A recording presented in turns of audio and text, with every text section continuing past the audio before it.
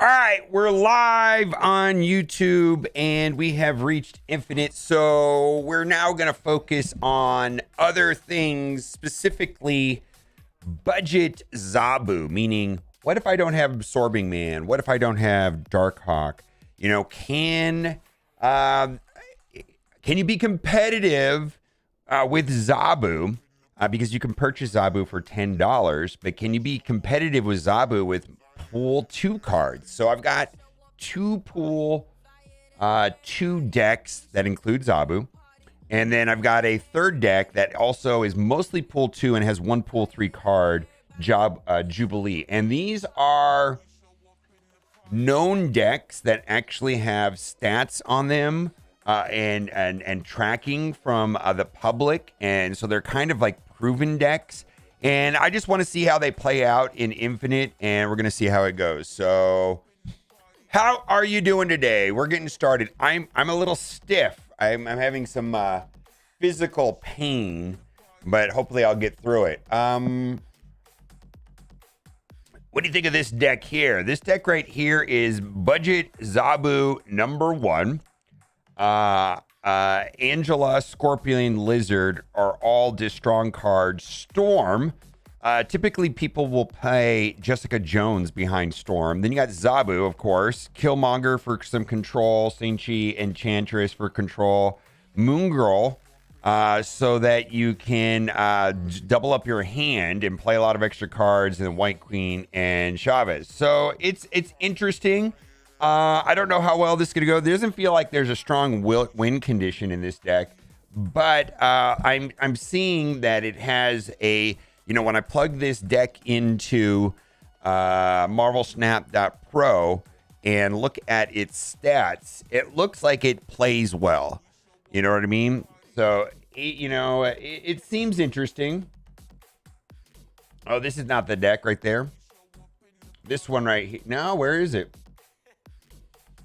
Did I not load up the right deck? All right, that's it right there. Did I change the names on these? Let's see here. Let's see. Yeah, that's the deck right there. Huh, what did I do? I did something weird on this. Let's look at this.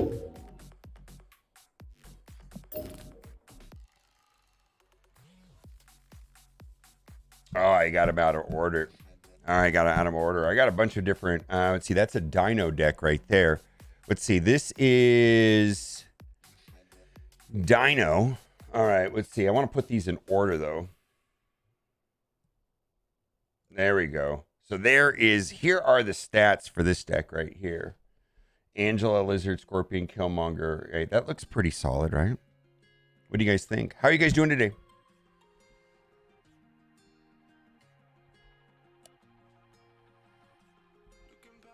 I kind of want to try the Devil Dino deck, but we're going to try this Budget Zabu one first. We want to try this one first.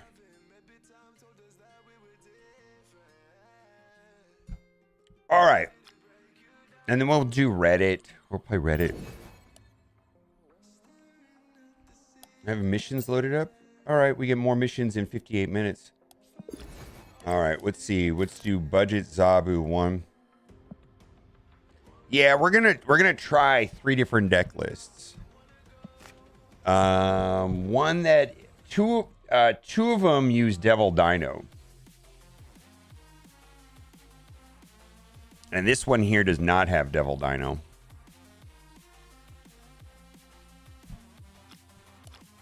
Just had lunch. I had a cookie for breakfast. Does that count for anything? All right, let's see. I may have to play a and then we'll load up. We'll load up the build up there here in a second.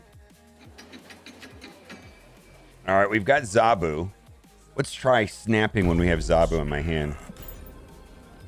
I think that's the strategy. Never sober. I'm sorry. Can't play here after turn 4. All right. We're going to go there. We're going to go Zabu into Jessica Jones, I suppose. Oh, that kind of sucks. Because then I don't get the benefit of Zabu next turn.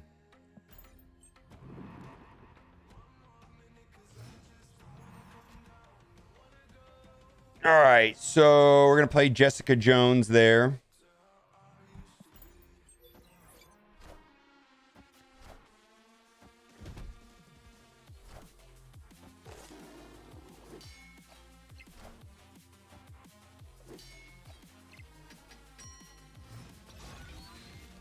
All right, so we won that location there.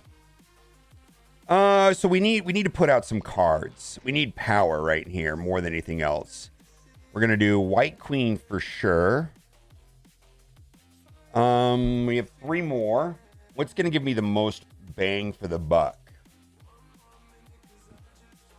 I feel like I should just go one lane.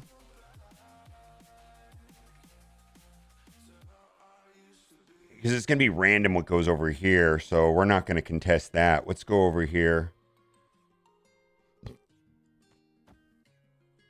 Let's do that. Juggernaut? Uh-oh. Interesting. That's kind of bad.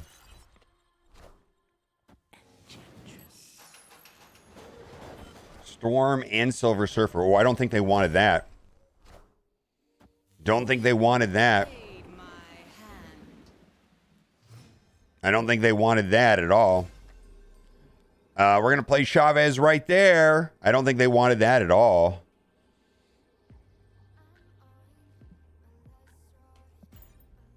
Opponent retreated. All right. All right, let's load up the deck. My decks. All right, I have to collect rewards. Let's see here if I can get the data to update. Great stream yesterday, including the cooking. We thank you.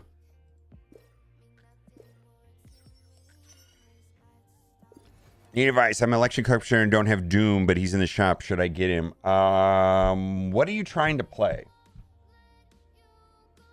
I feel like Doom is a card that you play with Storm.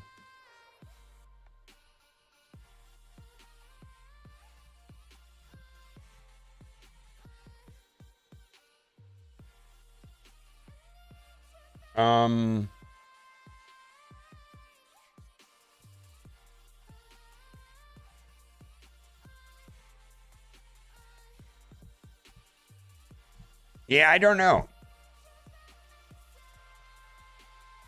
I mean, I kind of feel like collector's tokens are valuable, and so I'm always reluctant to give suggestions on that. Let's see.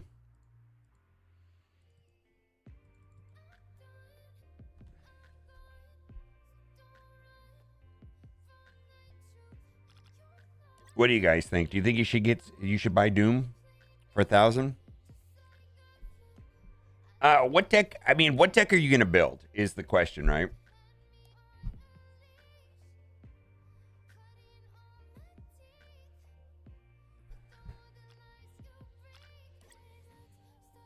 Yeah, you're gonna have to. Do you have Wong? I think that's the other thing too. Is do you have Wong? It feels like Doom is played with Wong. So like if you have Wong, maybe you should get Doom. But if you don't have Wong, I don't know. I think like most of the Doom decks I see run Storm and Wong and some other things. Deck got you getting Sunspot, Iceman, Forge, Scorpion, Zabu, Thor, Jubilee, Shang-Chi, Enchantress, Rockslide, Leech, Leader. Well, you got a lot of pool 3 cards there. We're trying to do pool 2 cards. Pool 2 cards. You've got a lot of pool 3 cards there. What, Leader, Jubilee, Rockslide? I'm surprised. Yeah, it's a good deck list though. I like it. I want him just because I like Doom. Well, then if you just like him, I mean, that's always a thing too, right?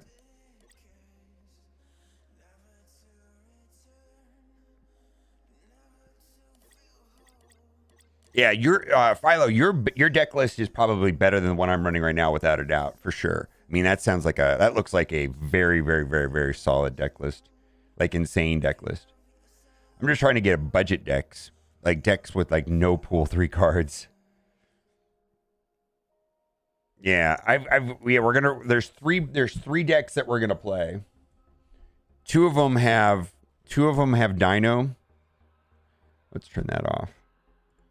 Two of them have Dino, and this one doesn't. So this one doesn't have Dino, but this one here does, and this one here does. So two of the three have Dino.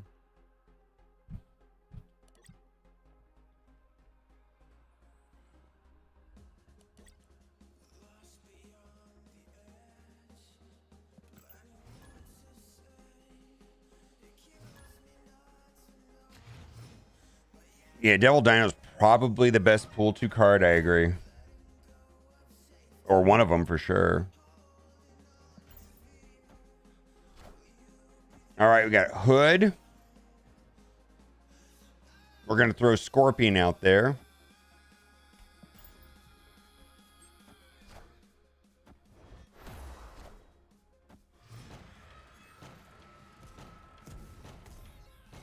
All right, right there. What are we going to do here? Bar Sinister.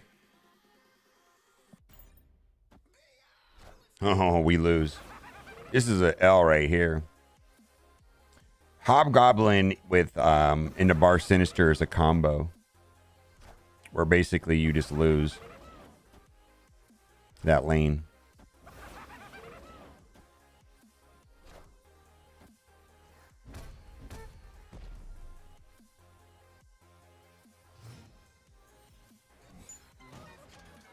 Oh wow, Murder World, amazing. Well, this is a loss. We don't have I mean, we don't have anything here. We don't have anything good. I mean, you know, we're down one lane, but we only have one cube. He's got Zabu. All right, we got Absorbing Man. We're not playing this, so we're retreating.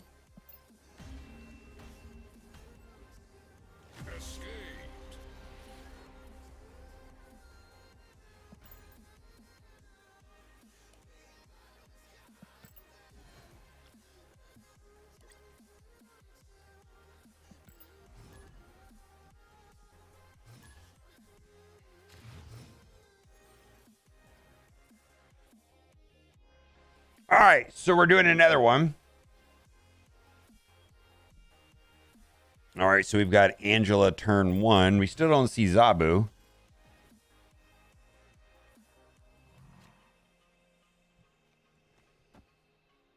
Daredevil, Devil, Moon Girl, Zabu, Scarlet Witch, yeah. White Witch, which is White Queen. Sentinel, Spider-Man, Professor X. See, Spider-Man's pool 3, right? Professor X, Hobgoblin Jubilee.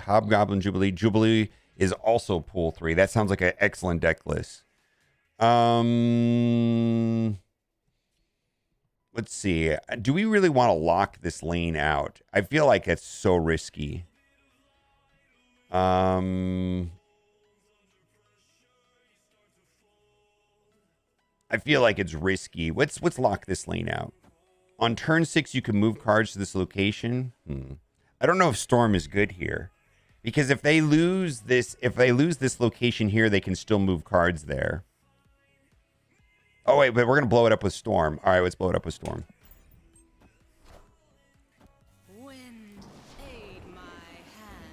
I wish I had. I mean, this is gonna be okay. I mean, so he's playing Forge, so that means he's playing like. He's playing probably Brood right now and Silver Surfer. Shuri. All right. Well, that's fine.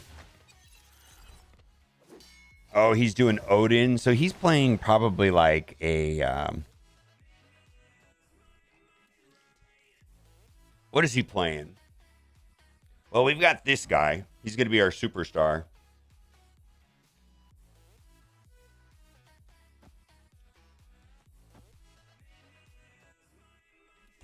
Let's see what they got. Black Panther. All right, so he's going to Odin into that. All right. He's going to Odin into that. Will we have enough points? Odin is 8 points. We will have 2, 5, 7, 3, 10. He will have 4, 1. All right, no.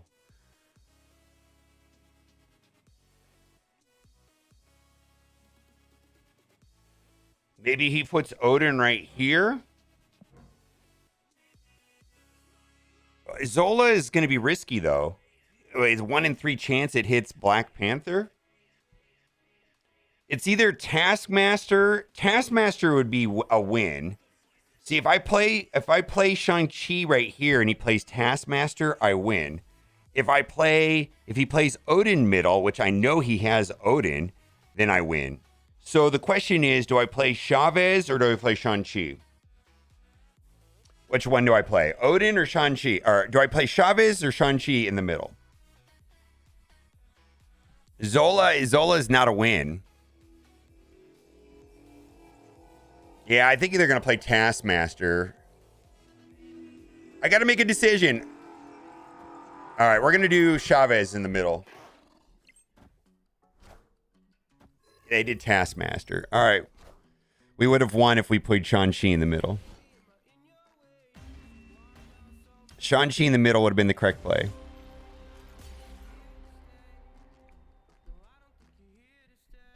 All right.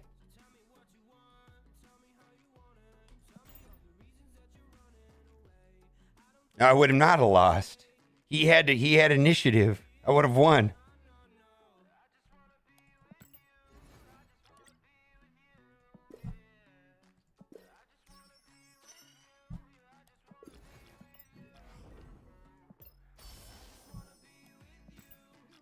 I win 2 locations. How do I lose the tiebreaker? All right, I think I should just move on because this conversation's not making any sense. He has 0 points in the middle. Oh, you're right. Yeah, you're right. You're right. 3 and 3, then I lose the tiebreaker. Oh, because of Baxter. You are smart. Yeah, Taskmaster would have lost the middle. 100%. I get it. I get it now. I get it. Took me a second. I'm a little slow this morning. I get it. Yeah, I would have lost. So Shang-Chi was a lose no matter what.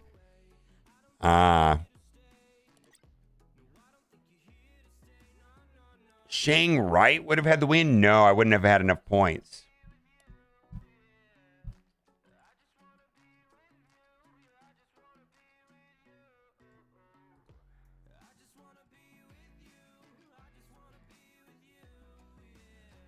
Yeah, I wouldn't have had enough points in the...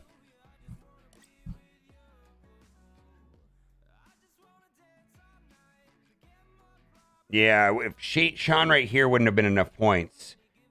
1, 5, 1. Maybe. How come that? I thought I added it up and the points didn't work. I would have had 5 plus 2, 7 plus 3. For some reason, I thought I would lose. Sean Wright would have been the right play.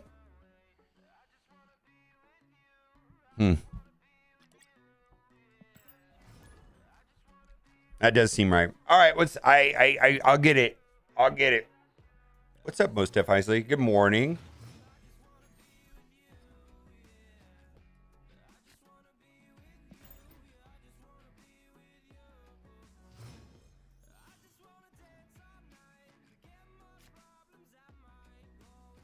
Cloning vats. What's Snap here because we've got Zabu? Do I really want another Scorpion?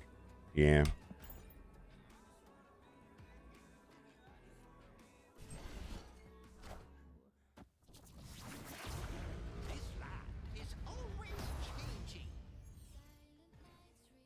Yeah, Lizard would have been 5 points instead of All right, so we are in. It looks like we're having a mirror match of some kind.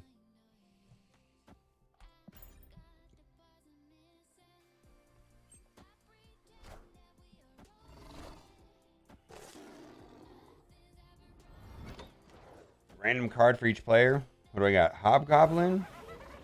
Amazing. Hell cow. Wow, this is an L. An L.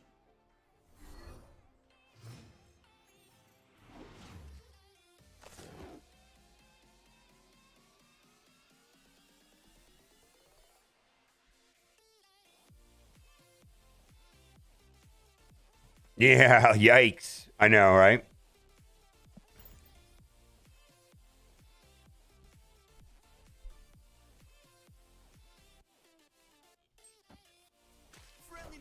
Oop, Spider-Man. Oof.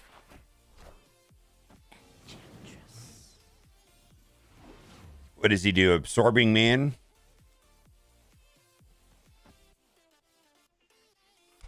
All right, we're going to draw Chavez. And so I could play, what, Chavez and Sean this turn? Wind, aid my hand.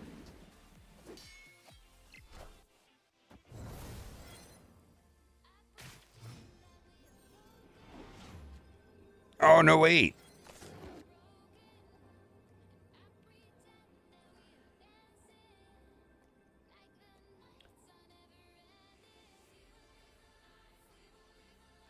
All right, we don't win this one.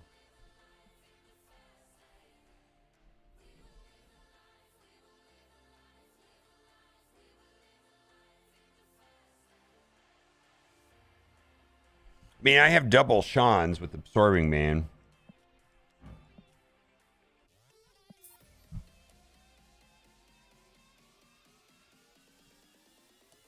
And I've got initiative. It's just like, where is he going to do it, right?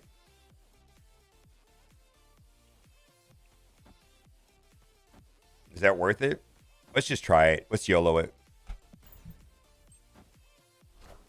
Nova? Sentinel? No, we lose.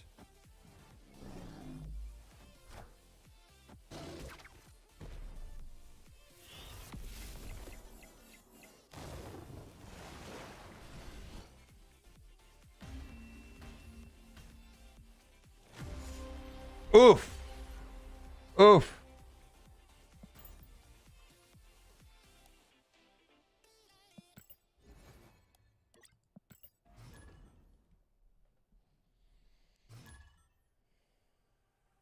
Yeah, Shen Li left would have won. Yeah, right?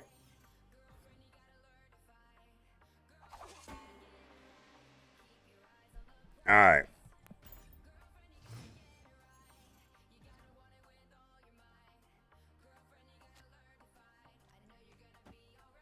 All right. Well, we've got the Storm Jessica Jones combo here. Adam Warlock. I think it's Adam Warlock is such a weird card.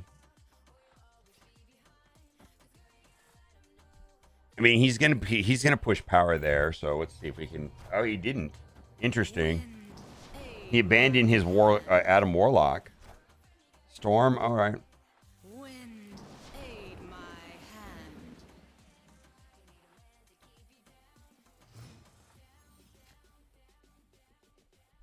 I'm gonna do JJ in the middle.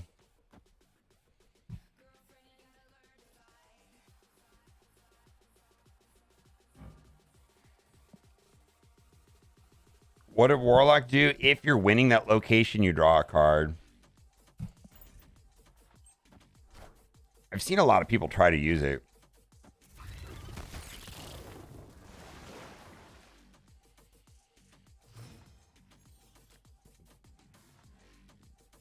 All right, let's see what he's got in his hand.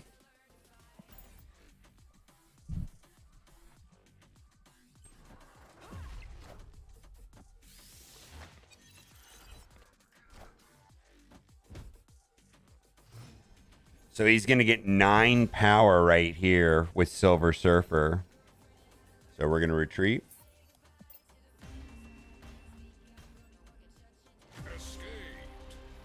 Yeah, 9 power in the middle.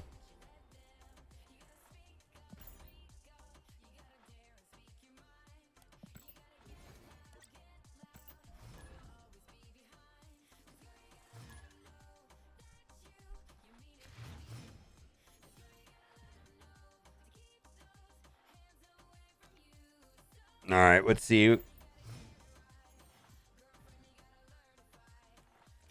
Cloning vats. All right, we'll try that with Scorpion, I guess.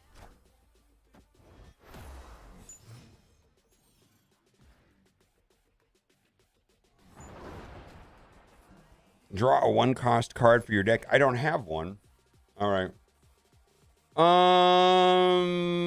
Ongoing effects are doubled. I don't have anything for that.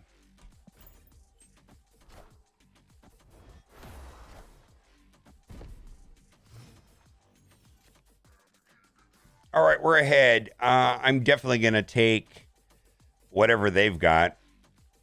Let's go over here. See what they're playing with White Queen.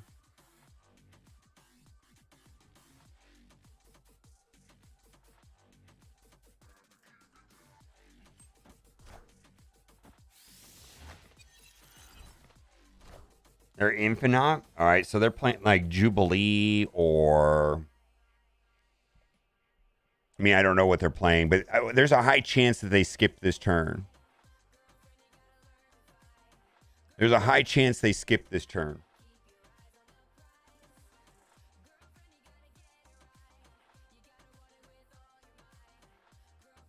What if we skip this turn? What if we both skip this turn? And then I play Infinite into lane 3. Oh, they played. All right, they played Zabu. All right, so I play Infinite into lane 3. All right.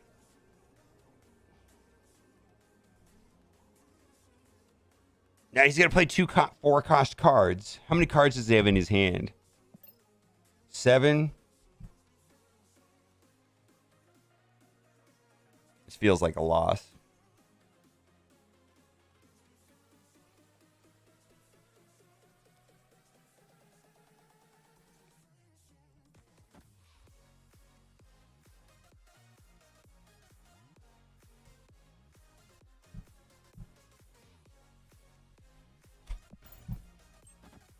Yeah.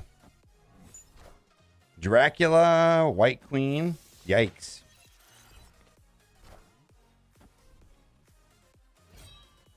Oh, double Zabu. Oh, so that was a misplay.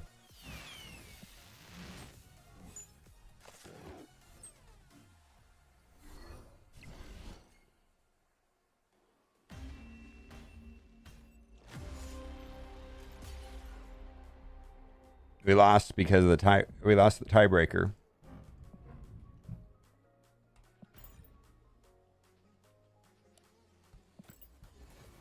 Hmm. 400. All right.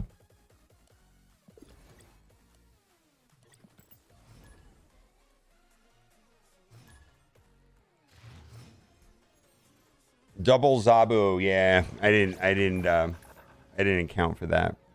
That's kind of I guess that's neutral, right? I mean, we lost the. This is it killed one card right here. That card's dead.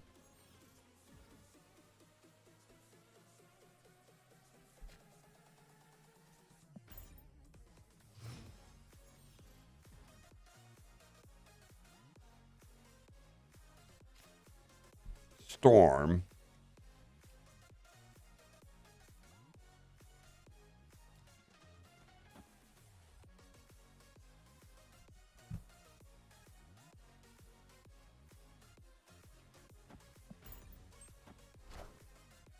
Wind, aid my hand. Wave. All right.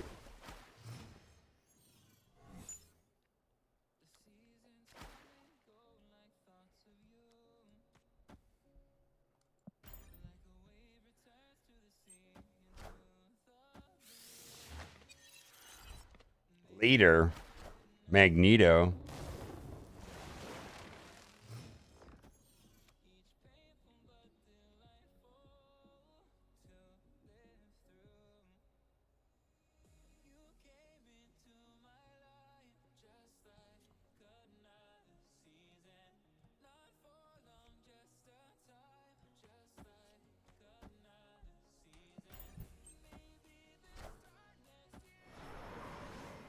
Wow.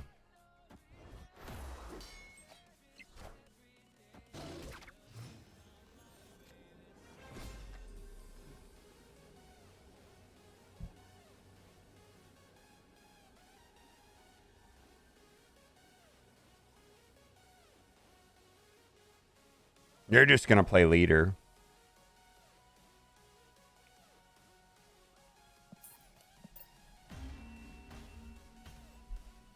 They're just going to play leader.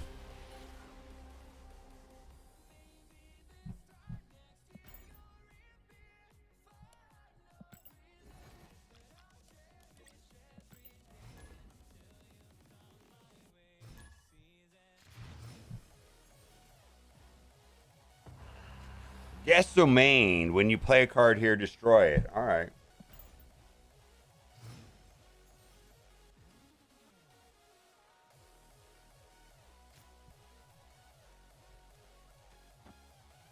After turn 3, all cards swap sides.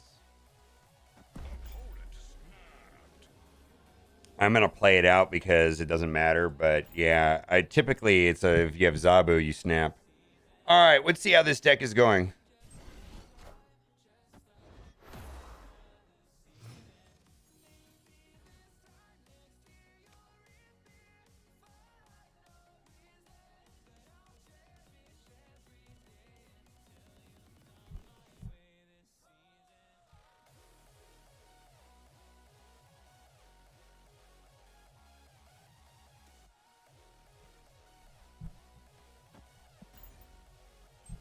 All right, this deck is not working for me. Aid my hand. Wind, aid my hand.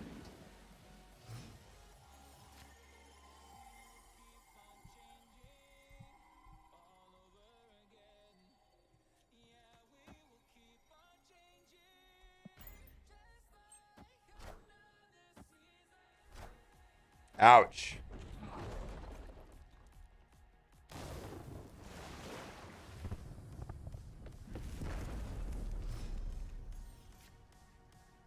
Boy, that was a real like I could have gotten kicked over here. Wouldn't that have been really good for me? If it would have been rude. All right. You can't beat this.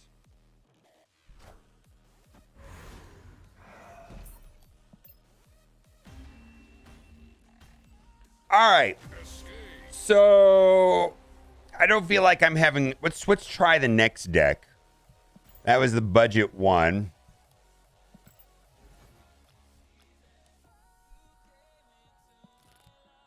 Budget 2. Let's load that up and take a look at what that is. Budget 2. Budget 2 has Jubilee. So that is a little different, right?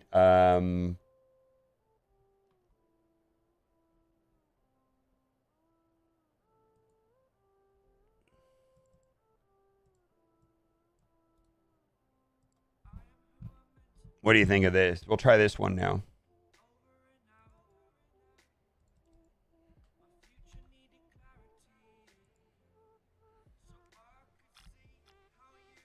So we've got Jessica Jones, Jubilee,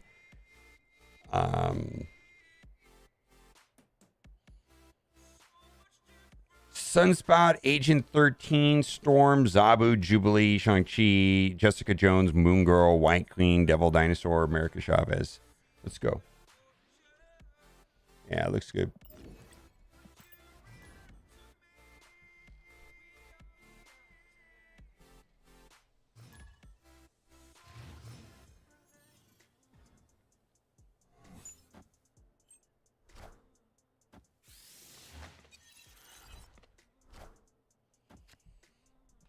Is that snappable? Let's snap here.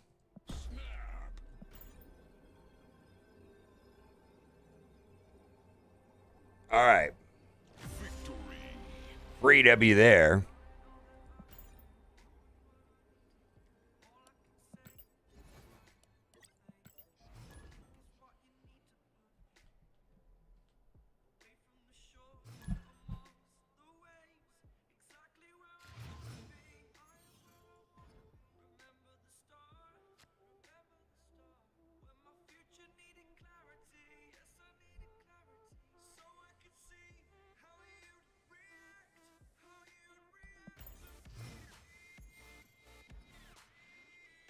We're 1 for 1 on this one. We're going to snap here because we've got Zabu. Yeah, Devil Dino is probably one of the best cards, you know, in pool 1, right? Oh, you're trash, Scorpion.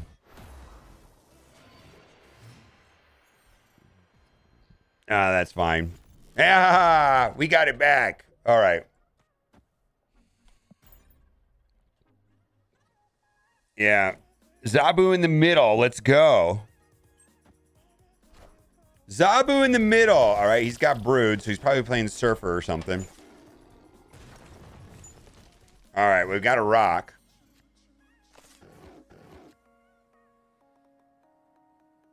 All right. Let's do this. Let's get rid of this middle location, and we're going to place White Queen there.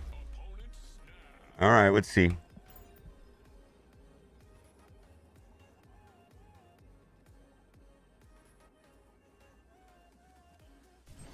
Yeah, Spider-Man is an excellent choice. Spider-Man is pool 3, so we're trying to do pool 2 cards.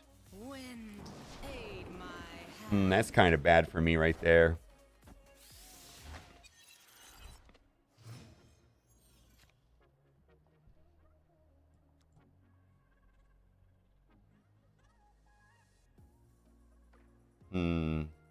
This is not what I wanted.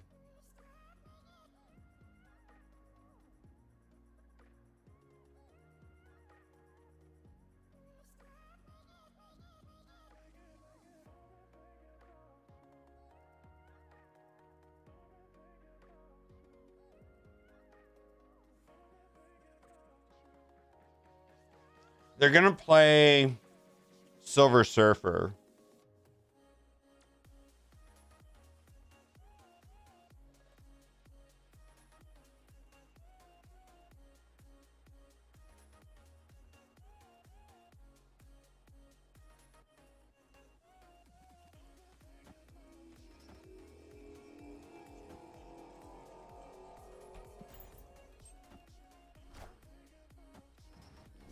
Oh my God, he did it to me again.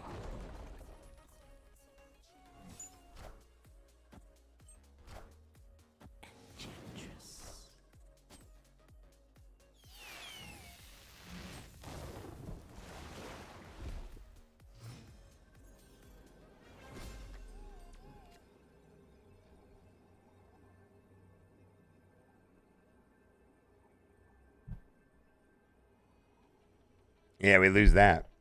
All right, we're going to retreat because they're just going to drop Silver Surfer and win very easily. Silver Surfer, a double Silver Surfer, it'll proc twice. That's like another 18 points there, another 6 points there, and then another 12 points there if they just drop a single Silver Surfer.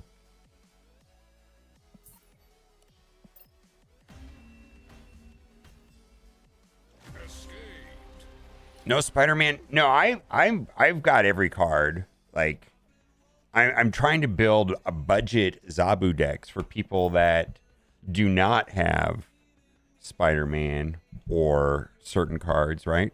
Like, I feel like this deck list right here above me. If you bought the season pass, you have all those cards. Like everybody here in chat, if you bought the season pass, you have all these cards. Yeah, I've got Darkhawk and all those cards. Yeah, so the idea is, can you win in Infinite with a budget Zabu deck that is not full of pool 5 and pool 4 cards? That is the question that we're testing right now.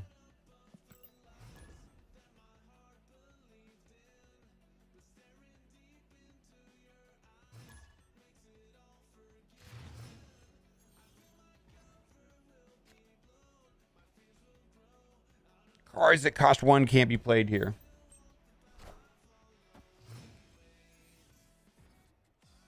We're messing around. Unreveal effects happen twice here. All right, that could be fun.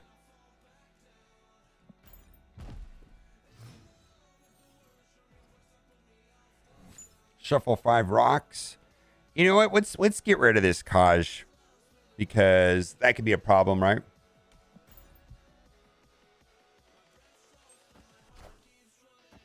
Wind, aid my hand. All right, so we got through that. We got Sif. I don't feel like I need to put anything here. If I can let it soak, you know what I mean? I can just like let that soak up. He's probably gonna drop like Dracula right there, would be my guess. Watch, who puts a Dracula there.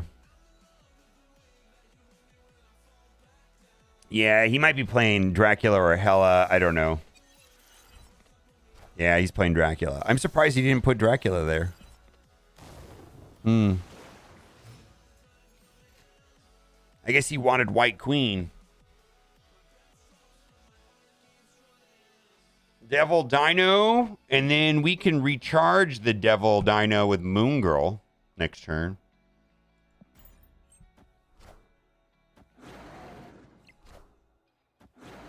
All right, they used my Devil Dinosaur against me. All right, let's just do Chavez right here and see how it goes.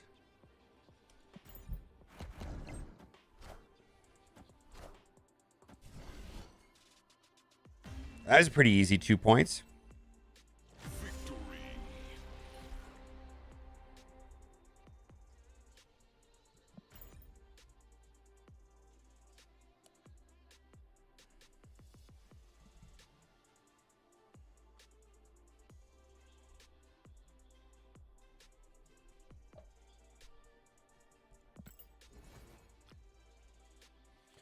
So the idea of Agent 13 is that she gives an extra card, which helps Devil Dino. It's definitely a questionable card.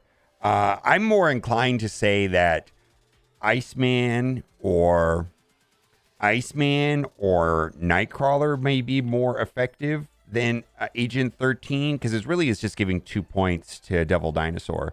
I'm inclined to say that I think Iceman is a more effective 2-drop.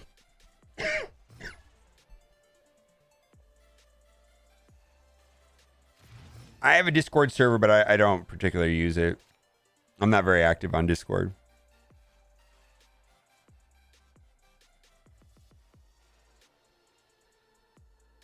All right, why don't we do a Snapperoonie here?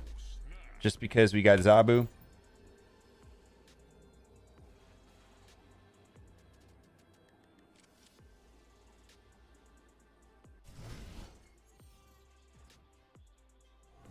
Agent 13 is better for collector? Yeah. Oh my god, look at all this.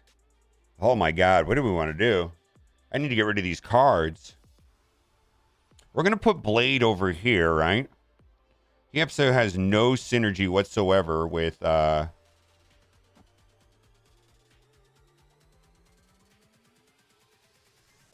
I'm trying to do.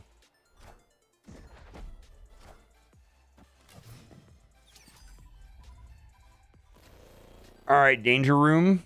All right, we're going to drop Zabu.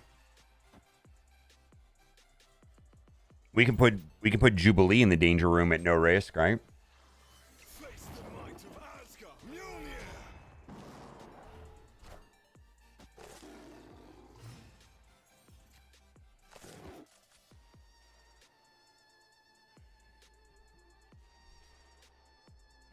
I feel like This is an opportunity to have 2 devil dinos right here. Yeah, it is. We're going to put Moon Girl and Jubilee there, and then we're going to have 2 devil dinos. Turn 5 and then turn 6. That feels pretty good, right?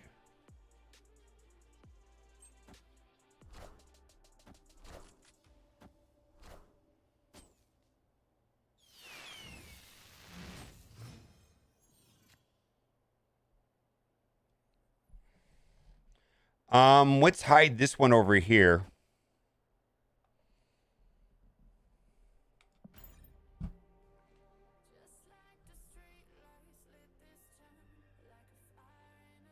Yeah, Moon Girl to Devil Daimo is the purpose of the I think this deck entirely.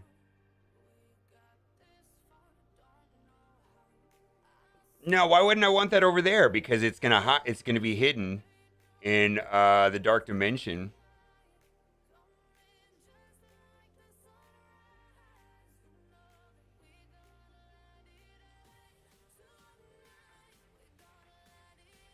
We're waiting. All right. All right, they didn't play a card. Does that mean they're going to drop Infinite? What does that mean?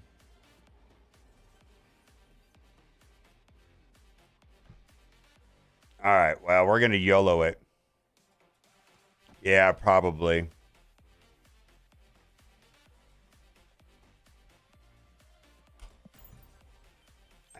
Oh, no. All right, what do we got? Wasp? Mjolnir? All right. Mjolnir, to me. Blade?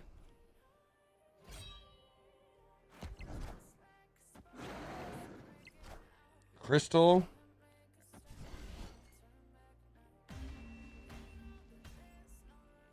Victory. All right, we got a W. I'm the best.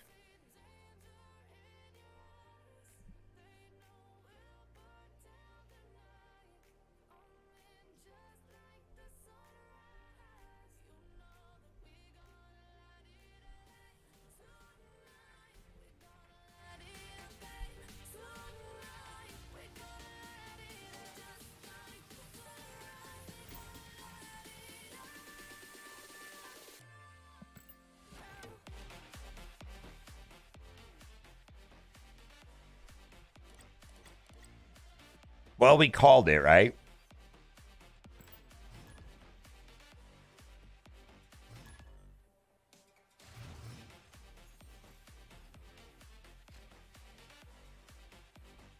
Agent 13. Let's just drop this right here. Remember, this is the one card that we're not sold on, remember? Out of this whole deck list. This is probably the one card I'm not sold on. Let's see what it gives me. Black Bolt. All right.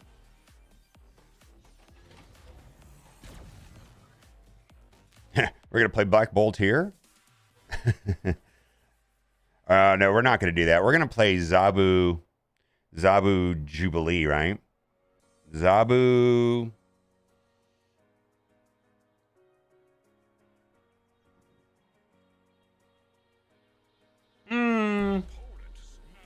Let's do Zabu Jessica Jones. Next turn we can play Jubilee Sean. Whatever we want. All right, Zabu. Jessica Jones, let's go. All right, we got Doom. And Ebony Maw. All right. So he's locked out. If he has Odin, we're going to have a problem. All right. If he has Odin, we're going to have a problem. But let's YOLO this.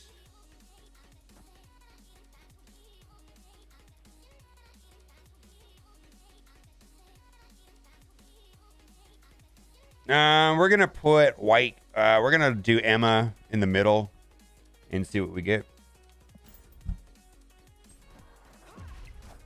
Wave. All right.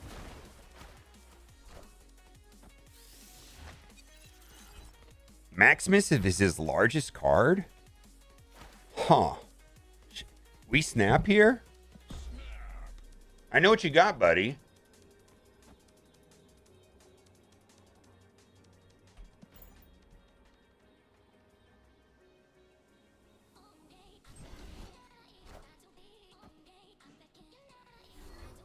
Did he top deck leader? I don't understand.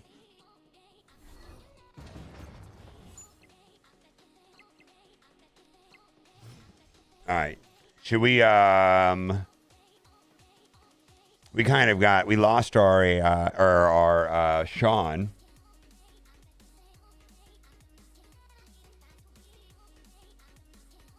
All right. Well, let's do this. He has Sunspot, but let's see if we can YOLO this. YOLO. Come on, YOLO. Let's do it. YOLO. Ah, you dirty dog.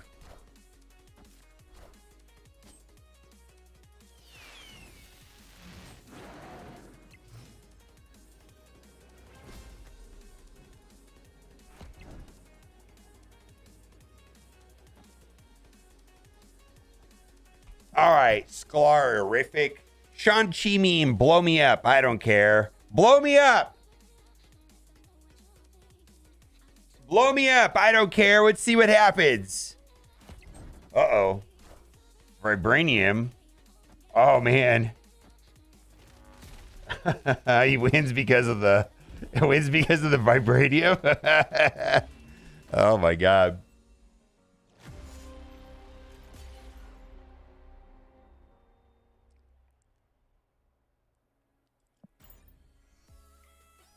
Eight cube loss. That's amazing.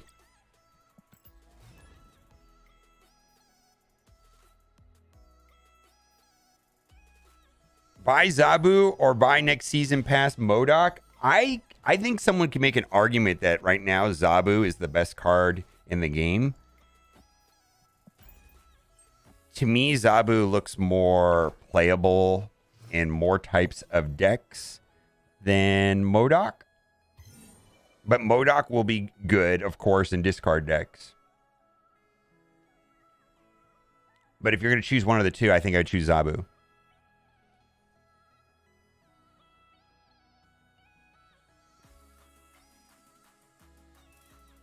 Do I want to do this? All right, we'll do it. Yeah, buy both is not the answer that I think he's looking for, though.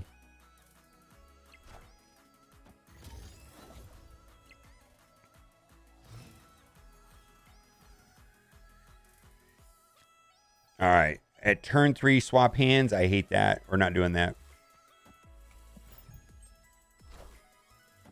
Wind, aid my hand. All right. We've got Absorbing Man. Let's put JJ over here.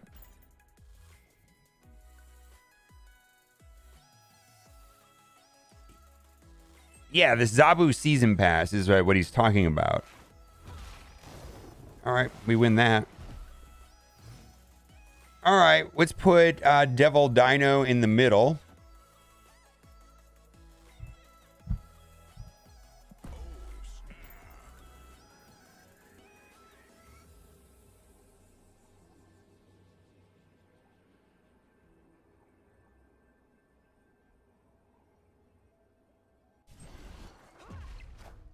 Red Skull, my goodness.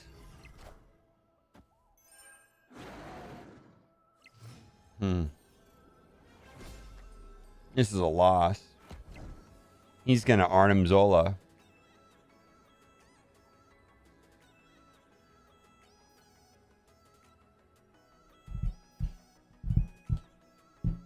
All right, so the question is, how do I beat... All right, so let's say Arnim Zola goes over, it goes over here, right? So we're just going to lose that. We're going to win this. How do I get 16 points over here? He's going to be giving me...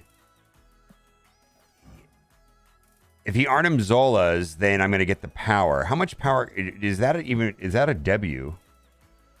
16... No, there's no way of winning this side right here if this goes over here. All right. Yeah, or he uses Taskmaster.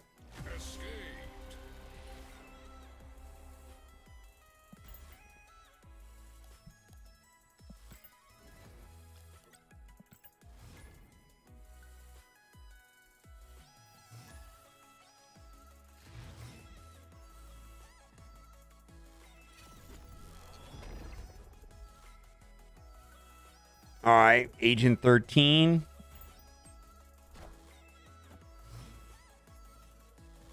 Viper. There's nothing I can do with that. I guess it's just a lot of points. 3 points for 2. I mean, I guess it's... Viper is so good with, like, Hood. That's what I see people using Viper with. All right. We're going to do Zabu. Why don't we snap here? Just because we're playing Zabu. And then we can play Jessica Jones and Jubilee next turn. And then we can go into Devil Dino. Blah, blah, blah. Well, they skipped. All right, so they just soaked. Fine. All right. Let's do... Ooh. We're going to do... this is going to be fun. So this will be a... We're going to get 2 Devil Dinos now. All right.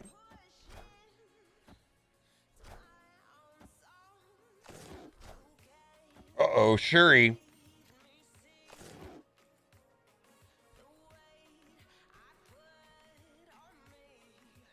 Let's see what they're going to put. They're going to put something monstrous down. They're going to put down Vision or Red Skull. Let's see what it is. Red Skull, wow. Yeah, I mean...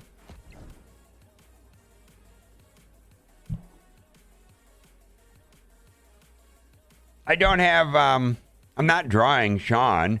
Like, if I had Shang-Chi right now, this would be amazing. And then I could just blow up his Red Skull, but I don't have it. Yeah, he's going to Arnim Zola or whatever, right? Or Taskmaster. It's going to be, 30 points on each side. 2 lanes with 30 points. And the solution would be to have, if I had Shang-Chi... YOLO Jubilee. But I don't have, I guess, like, what, YOLO Jubilee, and then let's see here. 1 in 3 chance that I'm going to pull it? Like, a 33% chance that works? Is that what you're saying? A YOLO Jubilee?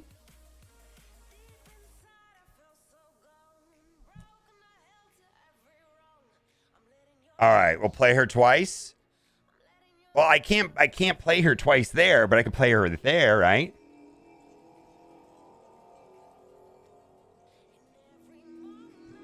All right, let's try it. Let's try it. YOLO! YOLO! YOLO! Ah! Ah!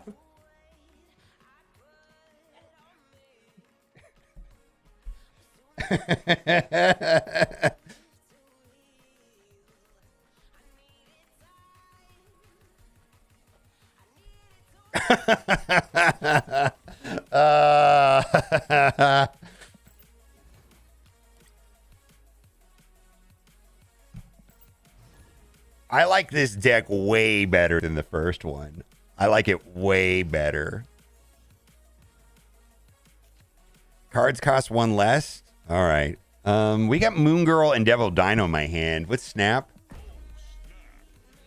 This means we could play 2 Devil Dinos.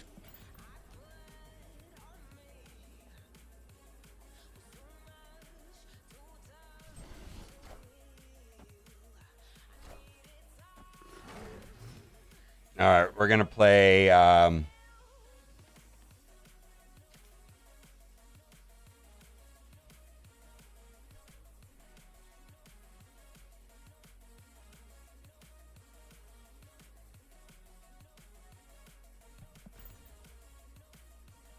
All right, we're going to keep going.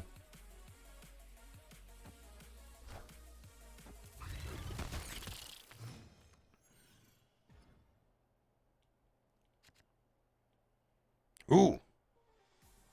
Do I Zabu here?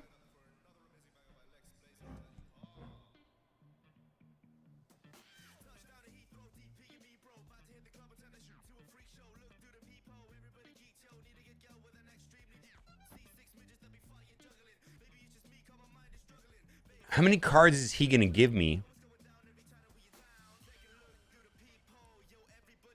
Boy, this is kind of bad because he may not give me any cards.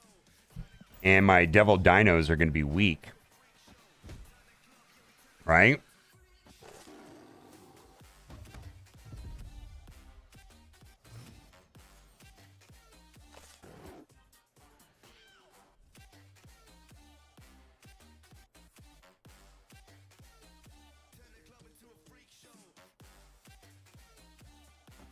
What 3 cards do I want in my hand?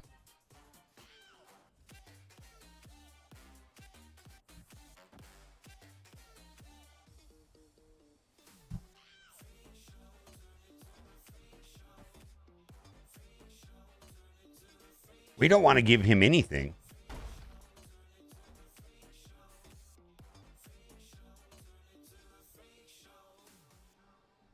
Don't let him get Shang.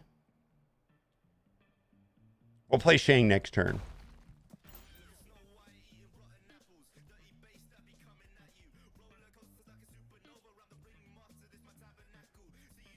Yeah.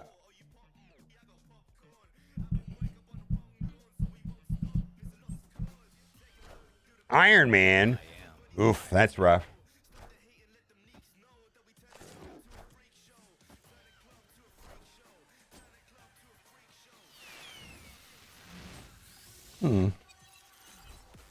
Silver Surfer.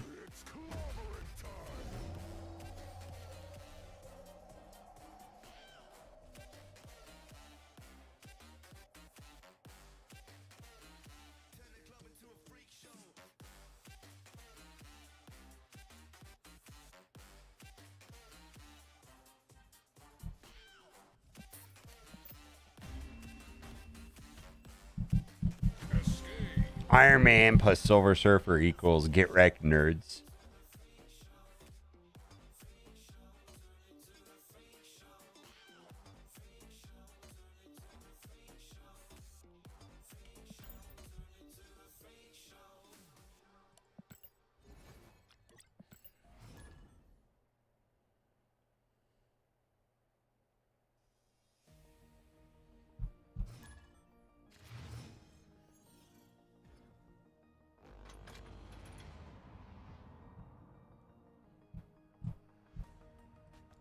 All right.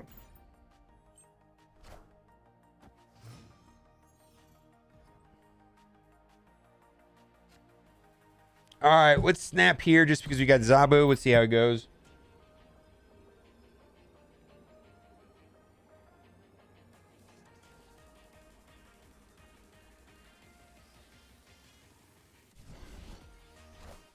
Lizard. All right.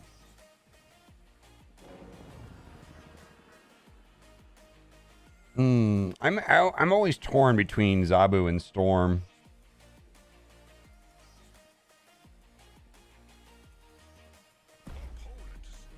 All right, let's go.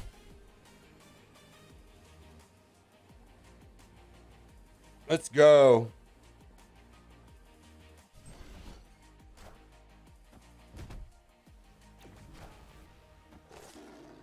I suppose I can let's see. Enchantress. Let's do this. Enchantress, White Queen right here.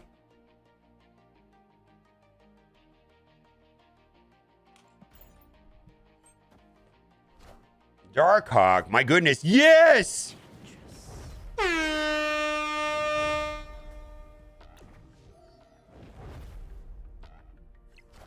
Get wrecked, nerd!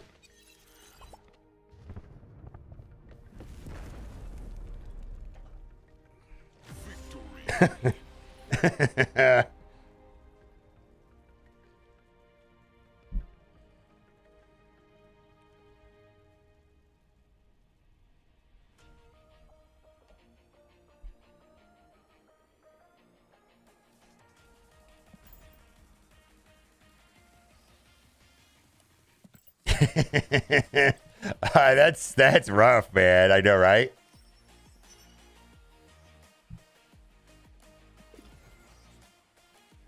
I want to budget Zabu 2. So budget Zabu 2. Jubilee, not quite there yet. I want to upgrade these cards. I'm being OCD when it sucks.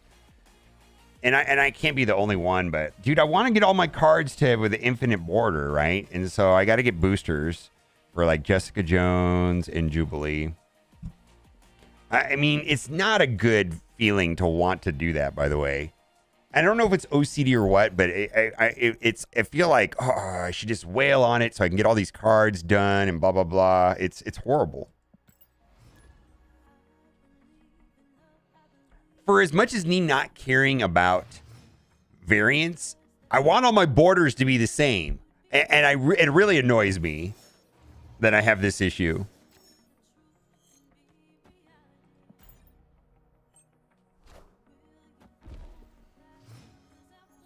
Let's snap here.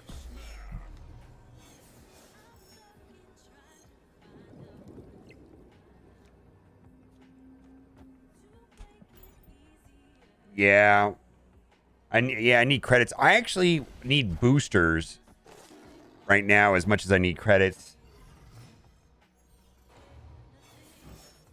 Well, maybe we'll get on. Maybe we'll draw into Enchantress. All right, JJ.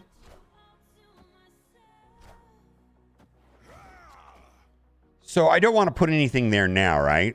Is that the way that works? Like at the end of is that glowing? I can't tell if it's glowing now. I'm confused a little bit.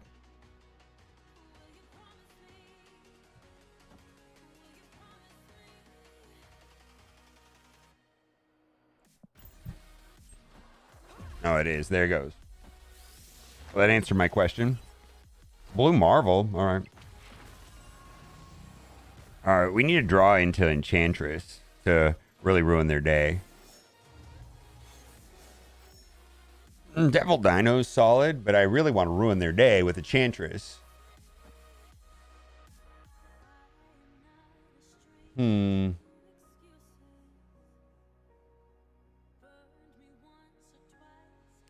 feel a Ultron coming on. I can feel it. I can feel it. Oh my god. All right, let's get an Enchantress right here. Top deck Enchantress. Enchantress. Enchantress. I'm the best! Oh, so that'll kill my Devil Dino, though, right? That'll kill my Devil Dino.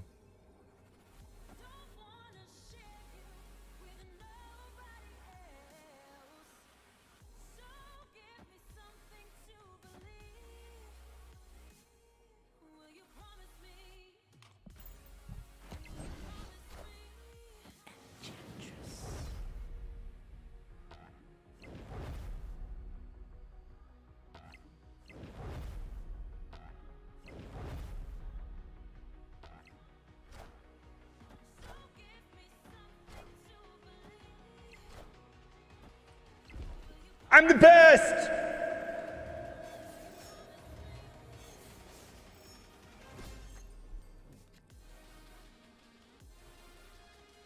All right, so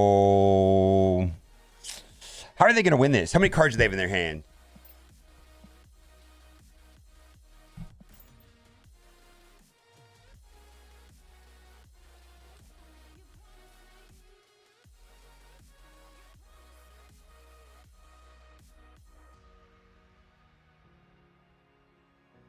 I mean, I guess they could still win. I don't know.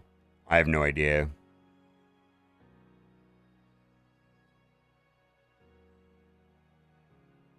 If they're going to win, they're going to try to win right and left.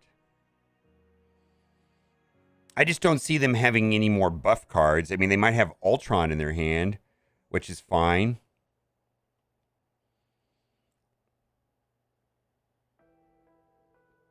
I don't think they're going to be running Blue Marvel, Khazar, Patriot, and Surfer. Does that even seem plausible at all?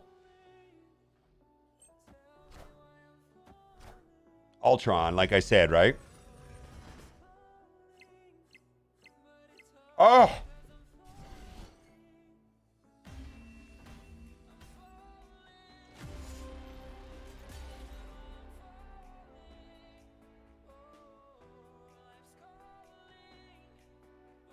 Oof.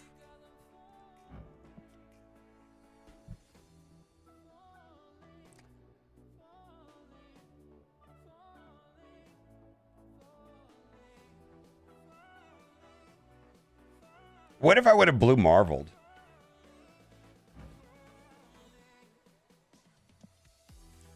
That would have worked better, right? Yeah. Oh, rough loss.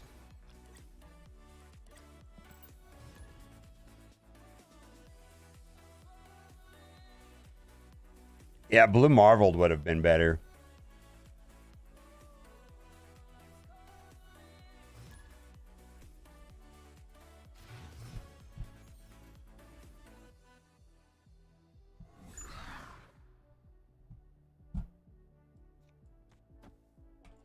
Should have thought that one out more with like Ultron and Mystique. That's kind of unfortunate. Mystique of all right. Well, we'll blow it up. We'll blow it up right here with Storm. Zabu, Orca.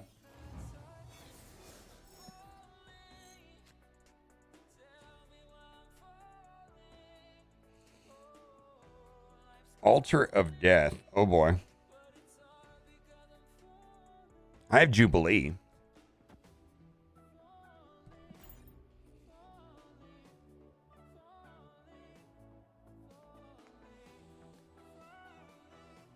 I have Jubilee.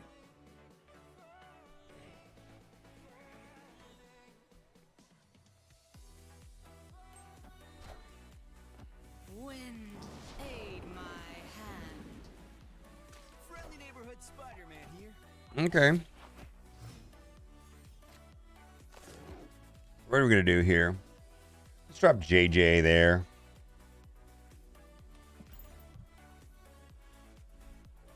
And then we're going to drop Jubilee into Altar of Death. And then that should give us enough power to play. They give us 2 extra energy. So we'll have 8 energy to play for the last turn. They didn't play anything. All right. I'm going to play Jubilee the last turn over here as kind of like a surprise. Like a gotcha, got him. Or do I do it now so I have more energy for the last turn? I don't know. We'll see how it goes.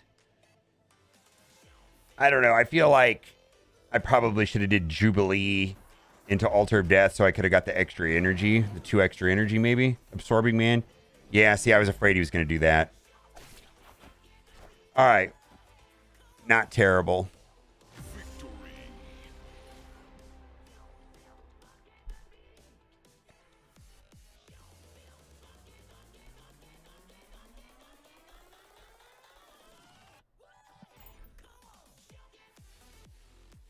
Almost got it. Enough boosters. Yeah, it gets... I mean, I feel like people that have not gone to Infinite don't understand how rough it gets, like between 80 and 100. Holy shit. Going from, like, do you know how crushing it was going up to 99.3 and being only 7 cubes away from Infinite and then dropping back to 89 and then it taking an entire week to get back to Infinite? Wow. Like, it was not fun. And then you get a deck that is working and you're like, okay, I got a deck that's working. I'm moving forward. And then they switch up the hot or featured locations and you have to break away from that deck that is working and build a new deck to deal with the hot or the featured locations. It's interesting. The game is, I enjoy it. It's very challenging, but it's not easy is what I'm trying to say. It's not easy at all.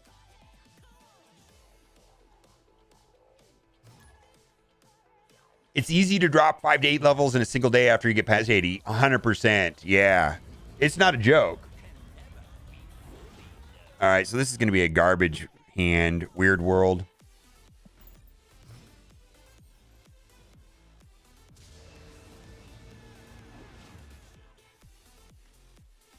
Goal is 50. Yeah, I mean the rewards are not that. It's not that big of a deal. The rewards are, you know, bragging rights. You know what I mean? Wow, this is great.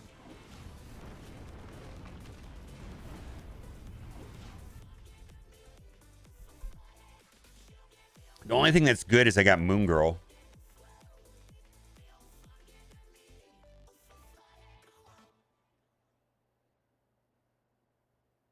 And I got White Queen. Right? Moon Girl and White Queen.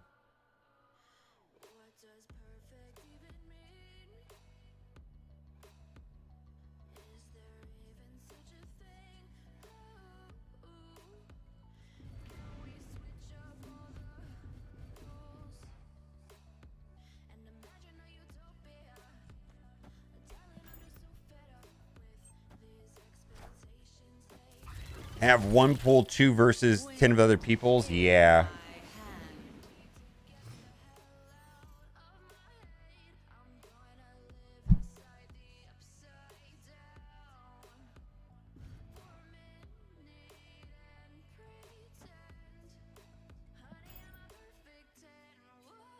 Can I get the best negative surfer and server deck? I got Wong and I have Zabu. Sure. I've got one right here.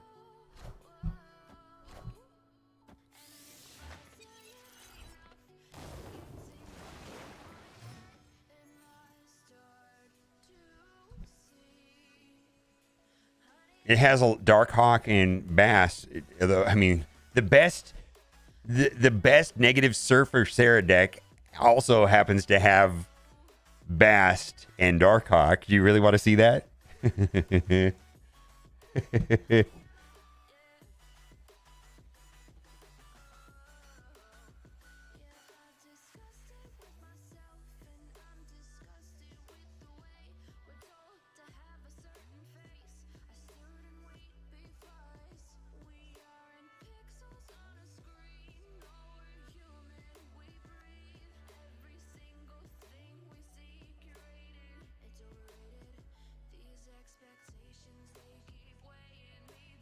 Yeah. I have more than one, though. I'll show you more than one that I like. I mean, this is kind of a garbage thing anyways, because, like, we're not playing our decks. None of this stuff is working right. It's just weird, right? So, how do I get 4 points there? 4, 5. That doesn't trigger. How many cards does he have in his hand? 2. I don't care. Cloak.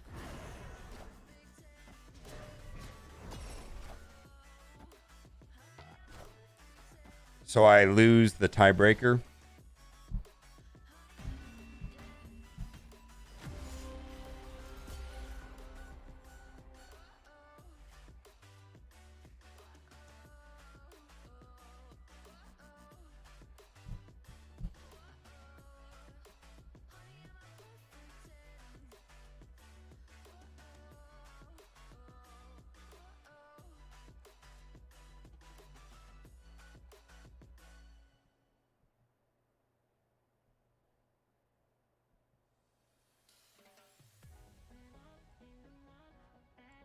Right here.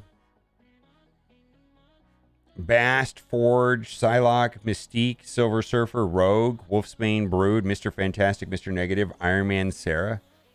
Bast is pretty important. I think all of the Mr. Negative decks that I have, that I've played, have Bast.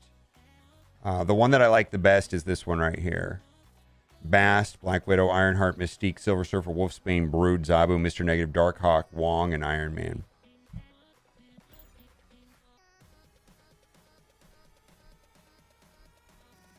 A Bast and Iron Man. I mean, if you're building a deck around, if you're building a deck about Mr. Negative, I mean, it should obviously include cards like Iron Man, Mystique, right? And those are, because you want to have like zero power cards that, and when they get flipped, right, they get inverted. And so Bast synergizes with that as well. Yeah. There are Mr. Negative builds out there without Bast. It's just all the ones that I'm familiar with, I use Bast because they go hand in hand.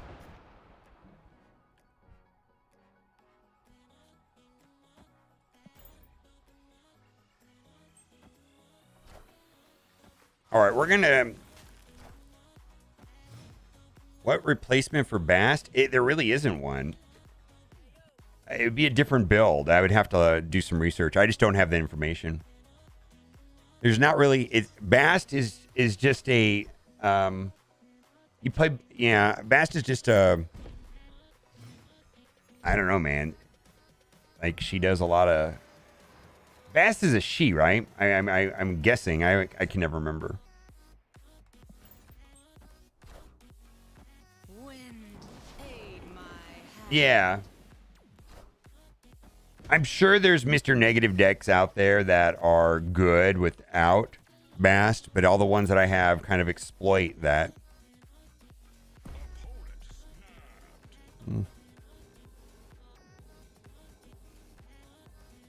All right, we can play.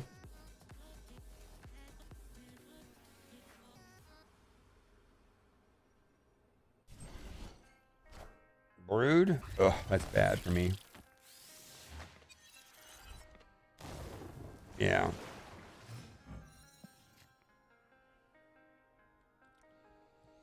Yeah, this is super bad for me.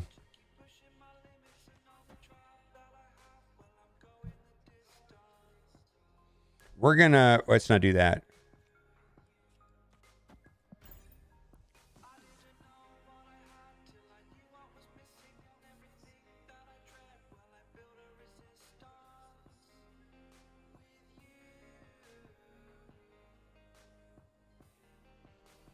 All right, we're going to switch decks after this. I think I've got a couple of matches.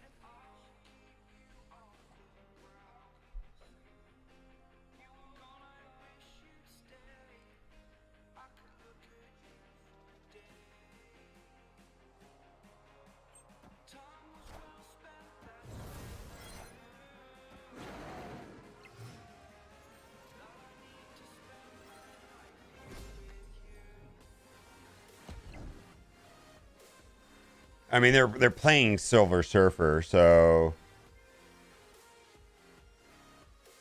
they can play three cost cards this turn. One of them is going to be Silver Surfer, probably playing like Silver Surfer, Wolfsbane, something else.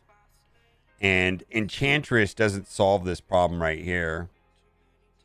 Cosmo solves this problem. If I had Cosmo and I knew what lane they were going to drop Silver Surfer in, I get a 1 in 3 chance if I had Cosmo. All right, let's switch decks.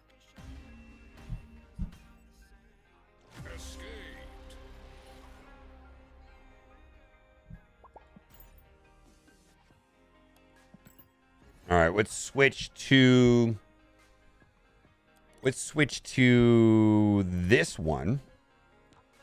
And this deck here does not have Jubilee.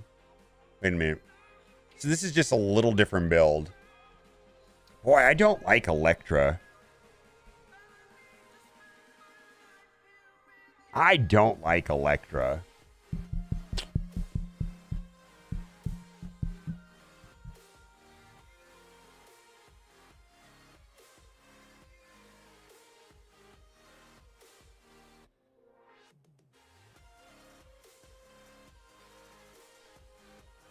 I hate her.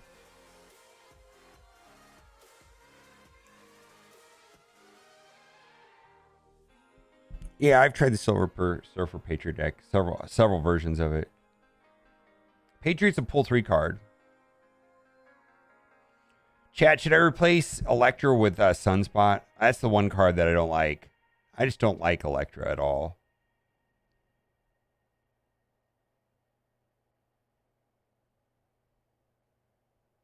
or Nightcrawler.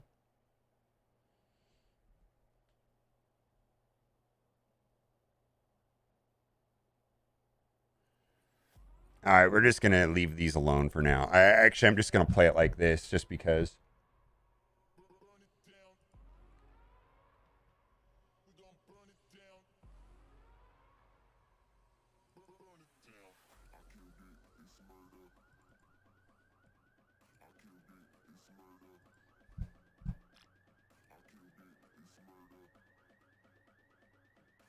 Mantis? I don't like Mantis either.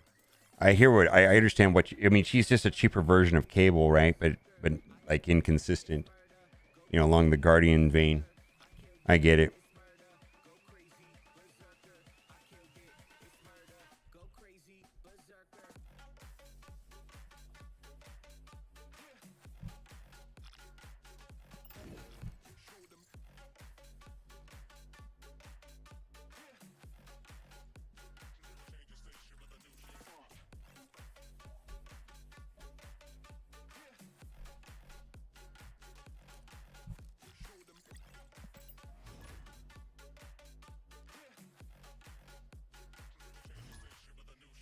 Wow.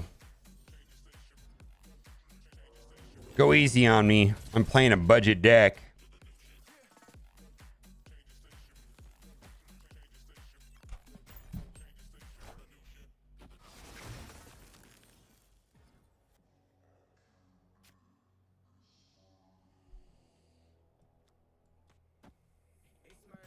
I'm playing a budget deck.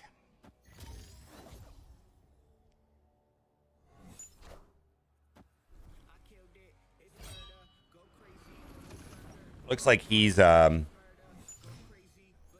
brewing also. He's doing some sort of brew.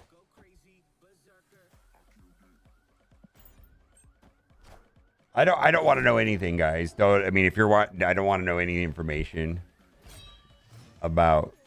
I'm not reading chat anymore. I've stopped reading chat.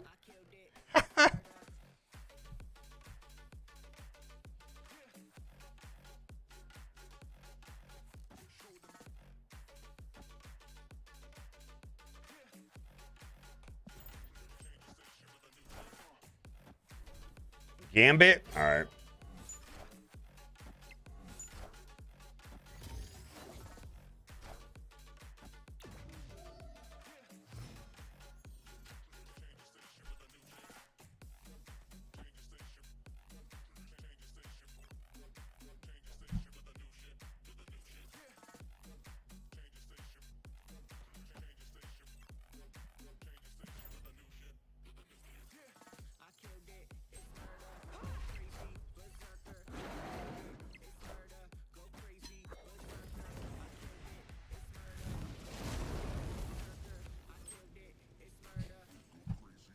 Should have put it into cloning vats.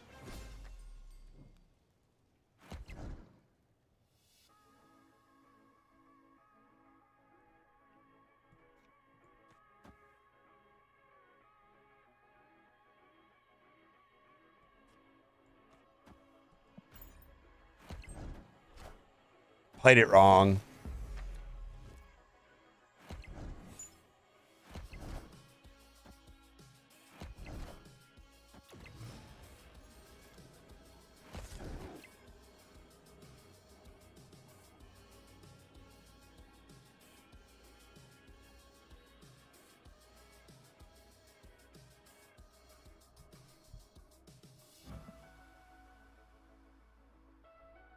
I misplayed. I should have put Devil Dino into cloning vats.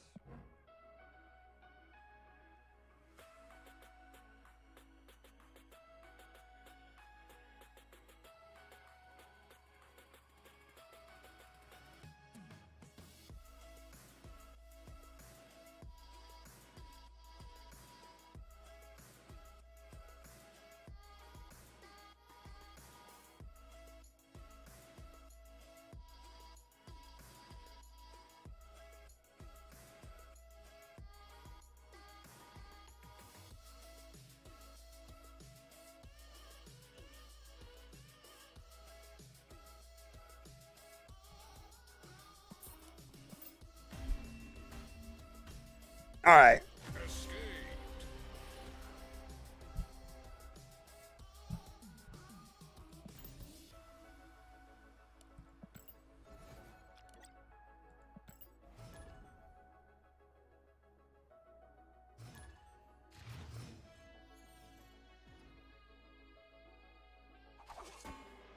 I didn't play it right. Kind of kicking myself for not playing Devil Dino into cloning Vaz. Brain fart.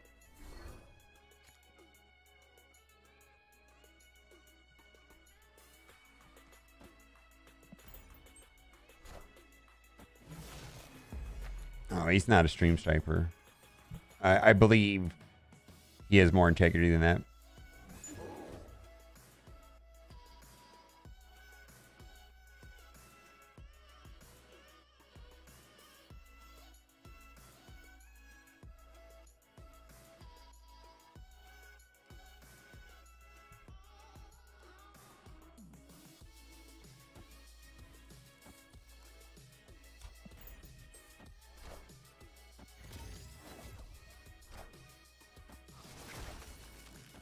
Wind, aid my All right. hand.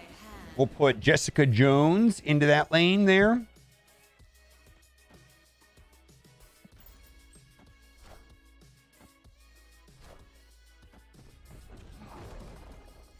Yeah.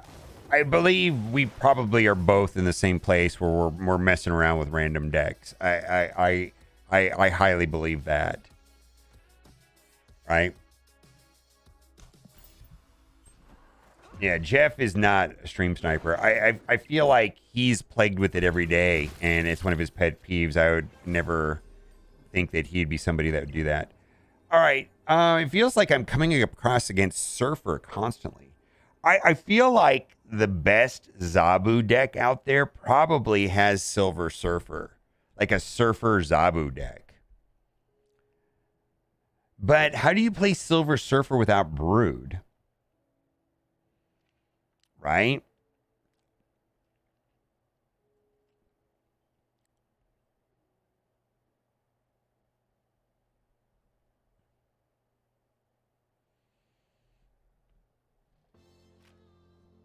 I mean, it's exhausting.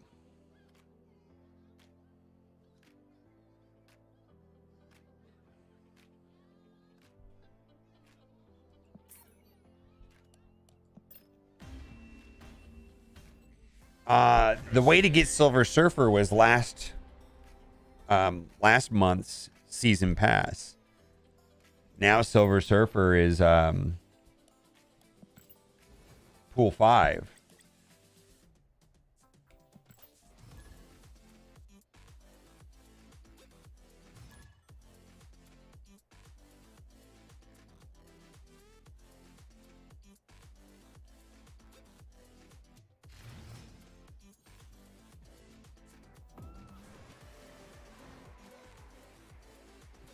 Yeah, these the last two season pass cards have been pretty good.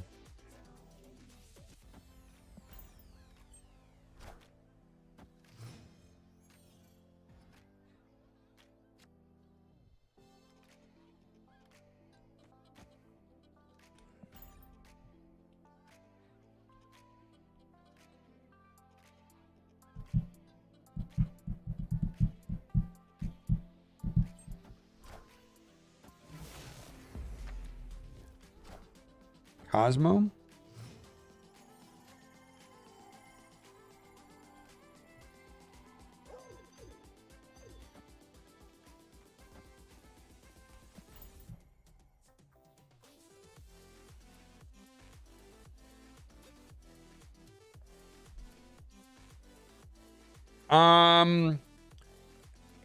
The pool 5 cards. So Silver Surfer. So on the 31st of January,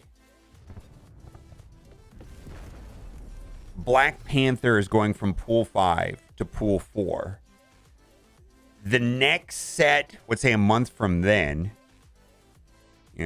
March, early March, late February, they announced that Silver Surfer will be moving from Pool 5 into Pool 4. And then it'll probably be another 2 months before Silver Surfer's in Pool 3. So if you're looking for Silver Surfer, it's like 3 months out. If I were to, well, 4 months out. Let's say 4 months, maybe, would be my best guess.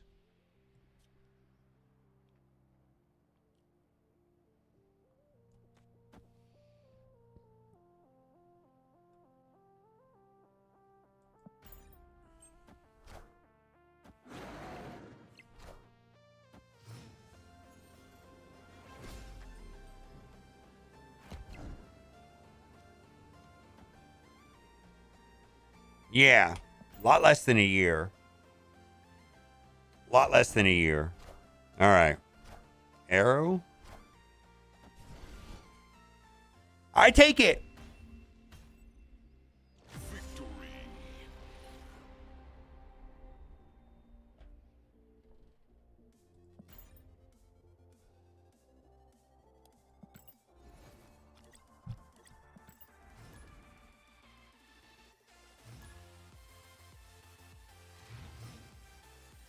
How do you play the new event?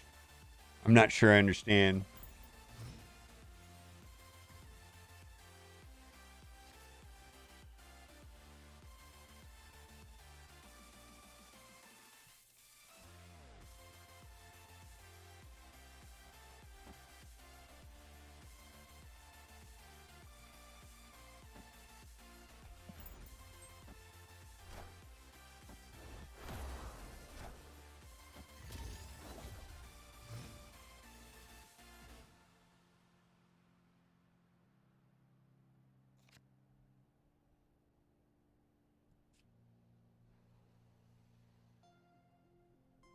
Swap locations. Okay.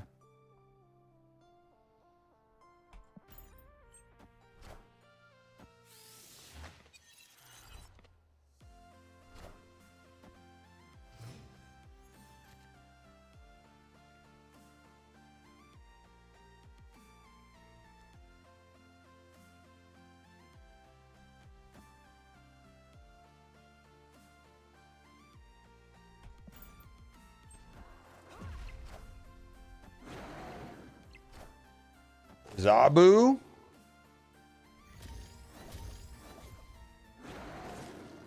All right.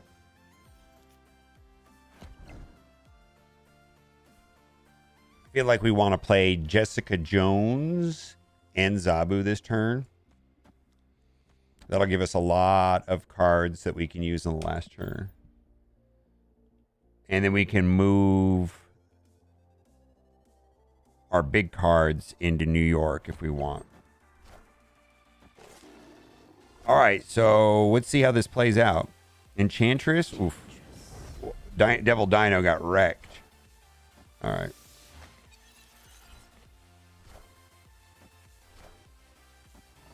Oh, they got Moon Girl.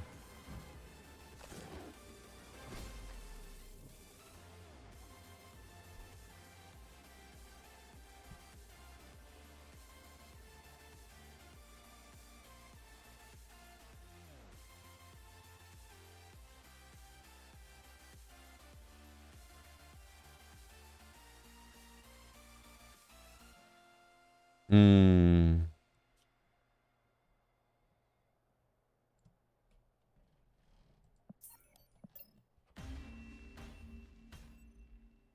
Escaped.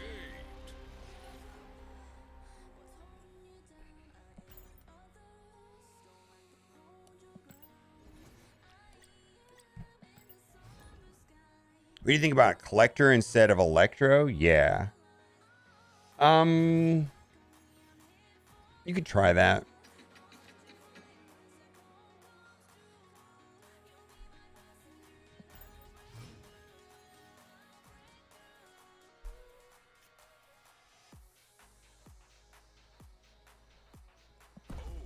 All right, we got Snap, we got Zabu, and Devil Dino. So we got Moon Girl. So we can next turn clone my hand, which means that we'll be able to play 2 Devil Dinos, which is good.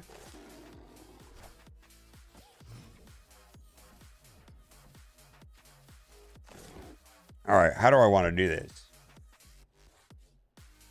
I feel like I need to get rid of these. Moon Girl, Cable, Armor. Then we're gonna have an extra Devil Dino and White Queen.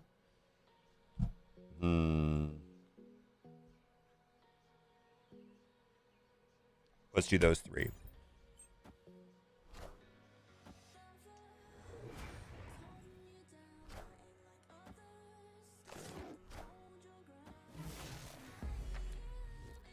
Patriot? All right.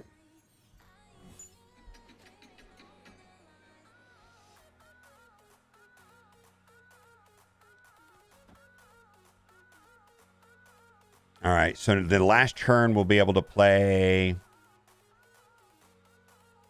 2 White Queens and 2 Armors.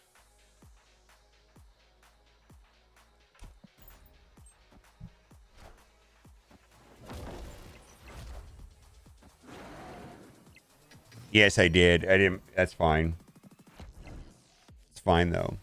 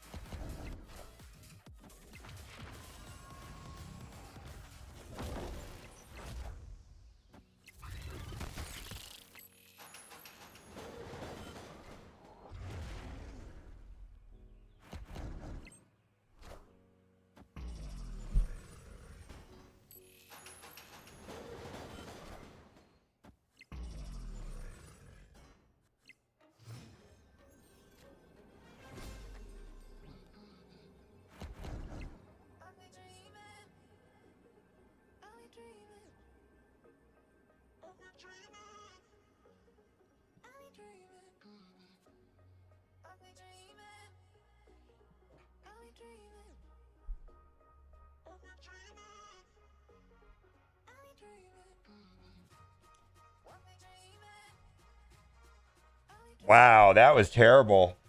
Yeah,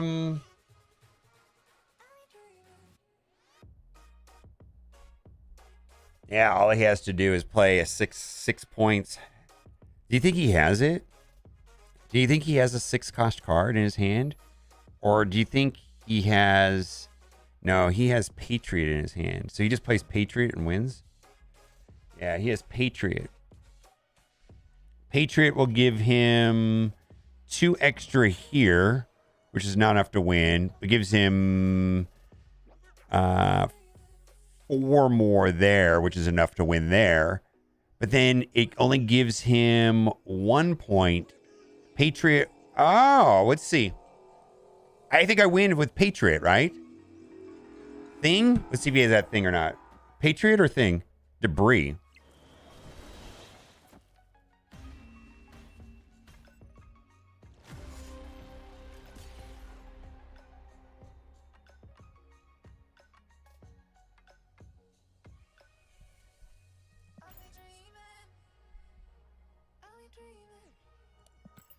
He needed a 3 power card. Yeah, I wasn't thinking that through.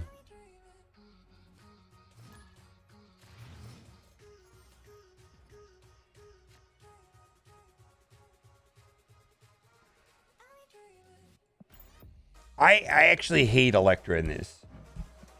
We're changing it.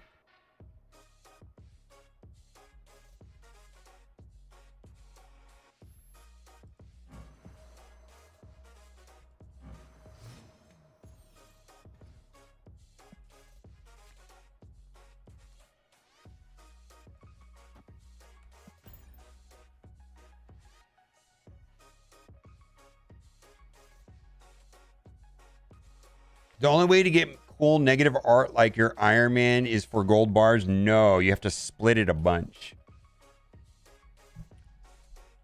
So once you split the card a bunch, you get a 10% chance of being an inkified. And then after I don't know if it's, I can find right here.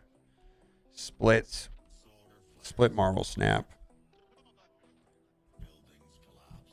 Here you go.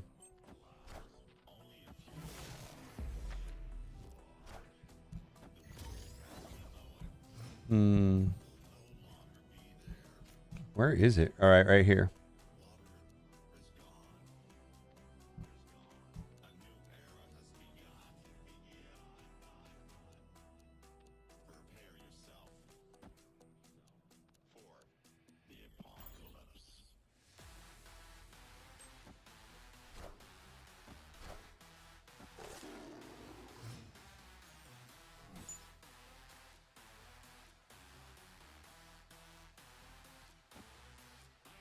This is kind of not fun.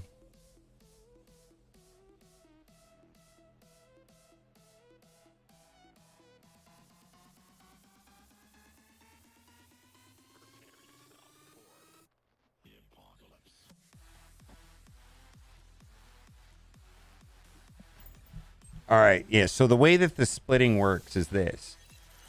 You split the card once, means you spend, what, 1,500-ish credits, 155 boosters, and you split the card.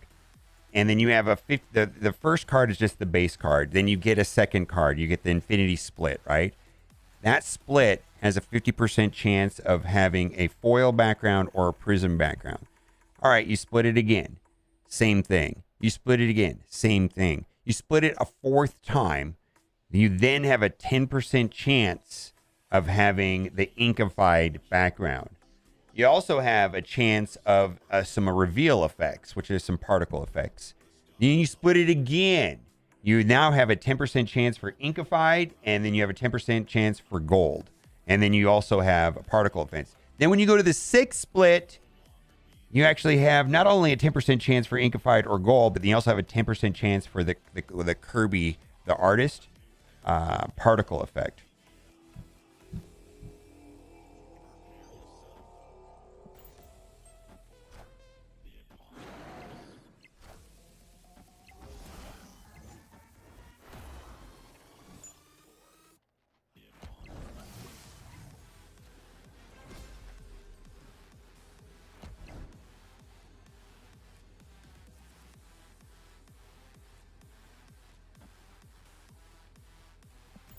Yeah, so people that have inkified or have inkified backgrounds have really played a lot and really split the cards a lot. See if they got Silver Surfer. Have Silver Surfer?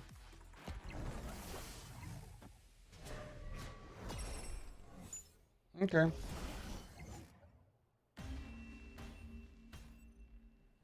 Victory.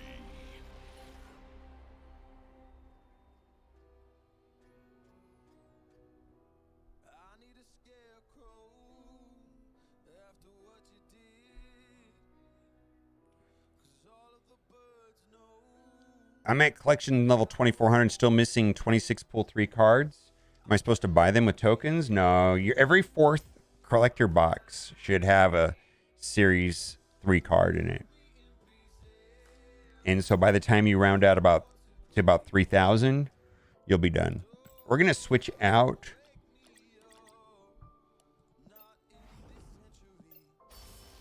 Zabu. No, bad kitty.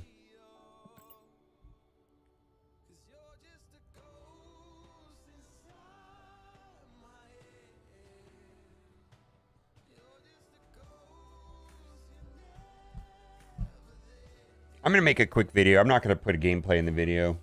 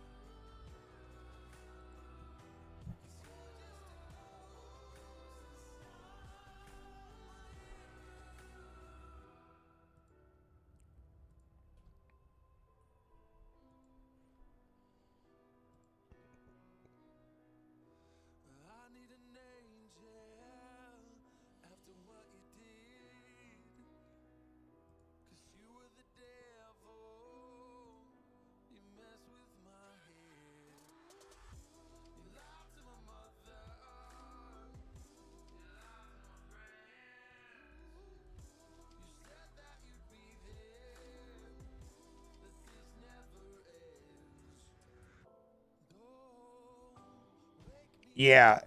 So there's two ways that you could look at the tokens in pool 3. Like, so the question often comes up, should I buy XYZ card for 1,000 tokens to finish my collection? Maybe, maybe not. This is the truth of the matter, is you will get all of the pool 3 cards easily just by playing the game every day. It will take a little bit of time. Every fourth collector reserve box on average will have a pool 3 card, and from beginning to end for a free to play player, it's about 5 months. So if you play Marvel Strike Force, Wolverine is the free card, right? You get Wolverine just by logging every day. Everybody has Wolverine after a period of 5 months. So the question is, do you want to rush your progress or not? You're going to get all the pool 3 cards no matter what very easily. The pool 3 cards are not scarce. You get them because what happens is that the pool 4 cards are 10 times more scarce than the pool 3s. And the pool 5s are 10 times more scarce than the pool 4s. They're 100 times more scarce than pool 3s. So if you're in pool 3, you're almost better off if you're a whale, if you want a whale, just buying that $100 offer.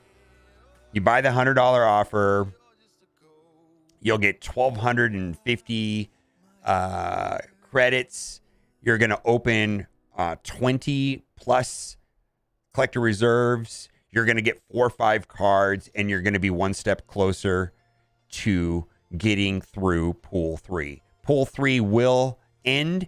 It's just whether or not you want to rush it, and it's expensive to rush it. But you will get all the pool 3 cards. So if there is a card that you absolutely love and want to build a deck with, and you're going to enjoy that card a lot and play it every day or something in the next 2-3 months, and that one card is in your collector token box for 1,000 collector tokens, and it's a pool 3 card, and it's going to make the difference of you playing a certain type of archetype, I guess buy it, right? I don't know. You're gonna get that card.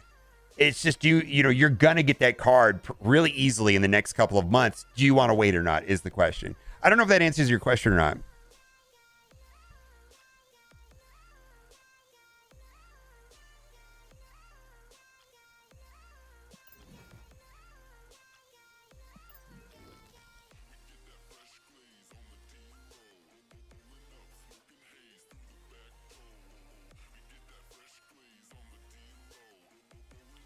ET, did you play in the soft launch in the beta?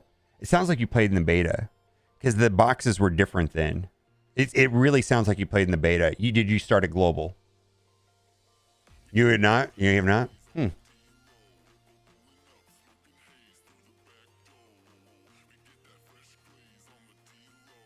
You have 50 caches away from collection. You started global, so you're 50 caches from 20. You're 50, so you're only going to get like 12 cards out of those 50 caches, right? So you're more than collection level 3,000.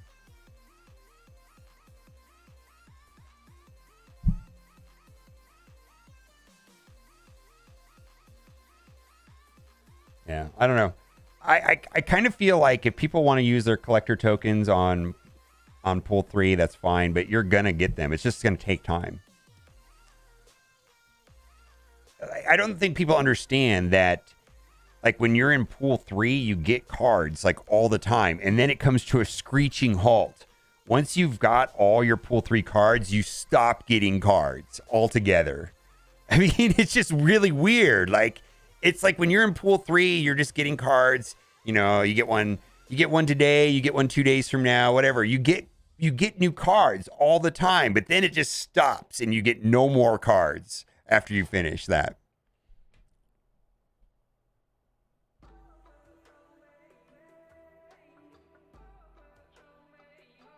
Catch it?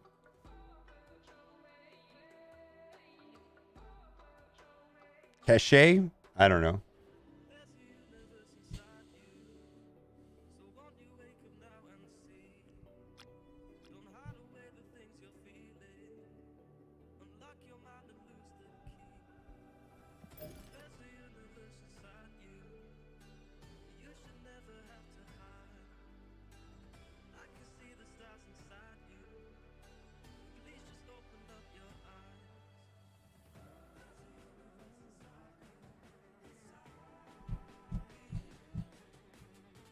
I believe that there's more than one correct way to pronounce this word.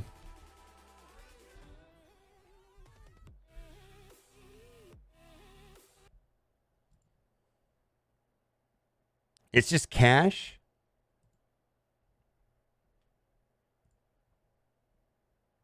Just play it. Cash. Cash.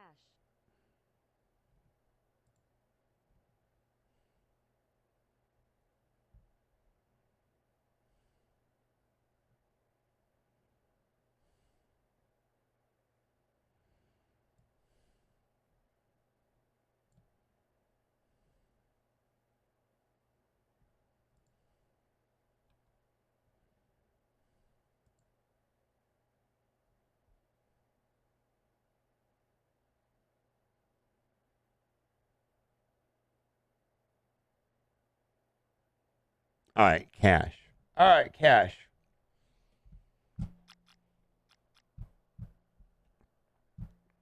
Got it.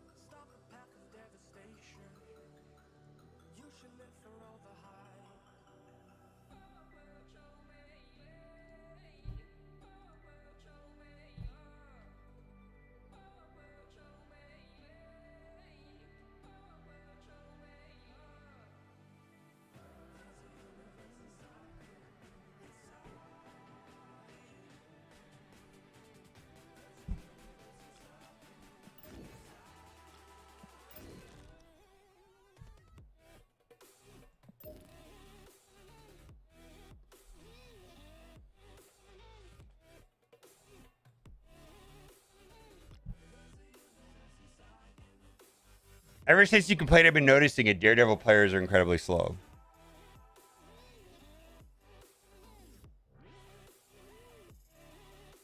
I'm probably going to have to edit this. Oh, man.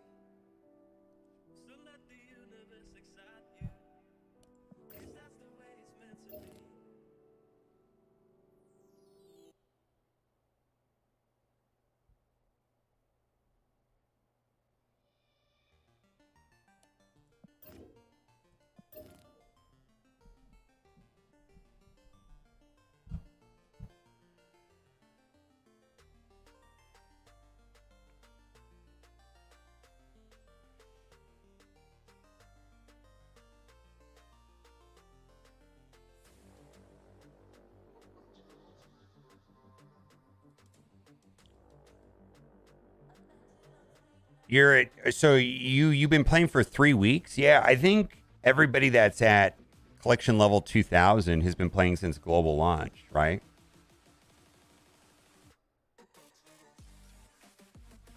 All right, I've been trying some new things today. I was trying to find a solution to people that are in pool 2 and bought Zabu. What is the best Zabu deck? I often make builds and do videos about Zabu, but it includes cards that are not easily accessible, like Darkhawk or Absorbing Man, or it's cluttered with pool 3 cards. So I have 3 deck lists here that I just want to talk about. I did play them. for about 2 hours today on stream, and I'm just want to talk about where I got these deck lists and why I'm using them and what I'm thinking about them. First, before we get into what I think of the deck lists, I just want to talk about what each one does well and what is good. This one is called Budget Zabu 2. Budget Zabu 1. Let's just start this video over. I want to see how I want to do it.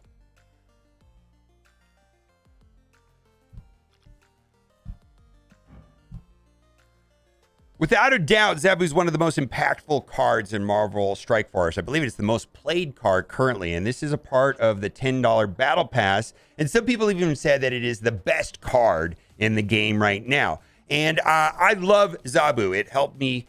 He helped me climb to level 100 Infinite, but I used a lot of Pool 4 and Pool 5 cards and a ton of Pool 3 or Series 3 cards. So a lot of people have been saying, hey, I've got Zabu, but I don't have all those Series 3, 4, and 5 cards. I don't have Darkhawk. I don't have Absorbing Man, and so on and so on. So I went on a quest to find the best Zabu deck, like if you're in Pool 2 or if you only have limited access to Pool 3. And I found 3 decks, and I'm just going to talk about what each one does, what I would change about them. And then I've also got the stats on each deck.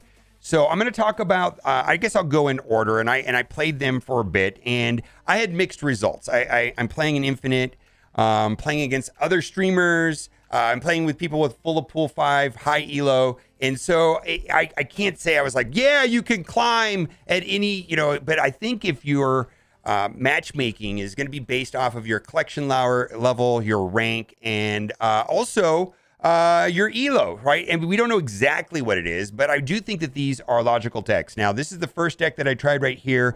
It has Angela, which is a good strong card to build power. I think that's a great card, as long as you put her in the lane. And then you start adding cards. As long as you play her early, she can add up. Scorpion is just an amazing card with minus 1 power to your opponent's hand. Very detrimental. You'll see this card used in a multitude of builds. Lizard is also a good card. I think the primary purpose of Lizard is to be ahead early in the match so you have initiative so you can disrupt the board. But this does come into play sometimes later, and you have to be mindful that there's this minus 3 ongoing effect. Storm, which will wipe out a lane, and then people typically follow up Jessica with Jessica Jones. That way she turns into an 8-cost card. Play Storm on turn 3, Jessica Jones on Pool on turn 4. Then we've got Zabu, which is kind of the crux of the card of the whole deck. And what I've been doing is typically snapping when I know I'm going to be able to play Zabu. Then Killmongers for control, wipes out those pesky tokens.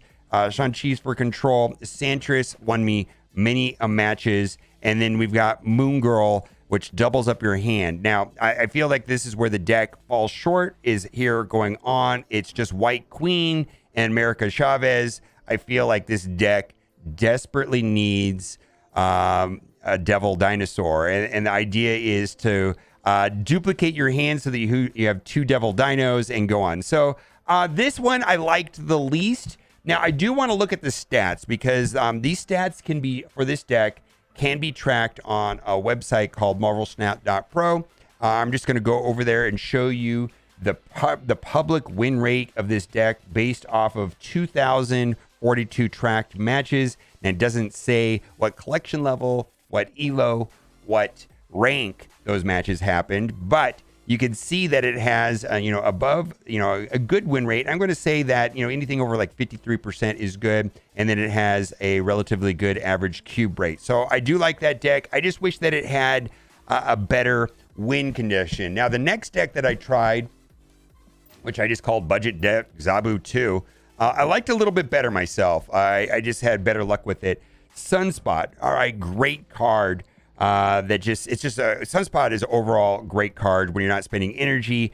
When you're playing Zabu, sometimes you're not spending energy because all the 4-cost cards go to 2, and so then it just gets soaked up in Sunspot. Agent 13. Now, this is a card that I would probably change to Nightcrawler or Iceman, your choice. Do whatever what you want. But I know what the idea of this card here is. The idea of this card right here is that it reveals a card and puts an extra card in your hand, which is giving extra power, +2 power to Devil Dino. But I also feel like because this deck is running Storm, you can use, let's say, Nightcrawler, and Nightcrawler might be useful to get extra power into that Storm lane, because the path for this really is to play Storm turn 3, Jessica Jones on turn 4, and I feel like Nightcrawler might be a better choice there. Zabu, of course, is great. Now, Jubilee is a Series 3 card, so a lot of people may not have Jubilee, and I think you could replace that with any of your favorite 4-cost cards. There's a lot of good choices that you could replace that with. Just pick one. There's a lot of cards they can place. You got Shang-Chi, which is for control. Enchantress, also for control. Jessica Jones to go into the Storm lane. And then this is where it gets interesting. Again, Moon Girl, playing Zabu on turn 3, Moon Girl on turn 4, and duplicating your hand and having 2 Devil Dinos, and where you play a Devil Dino on turn 5 and then on turn 6, felt really good. Now, this deck here has, let's look at the stats on this. And this was based off of, this is a more popular deck right here.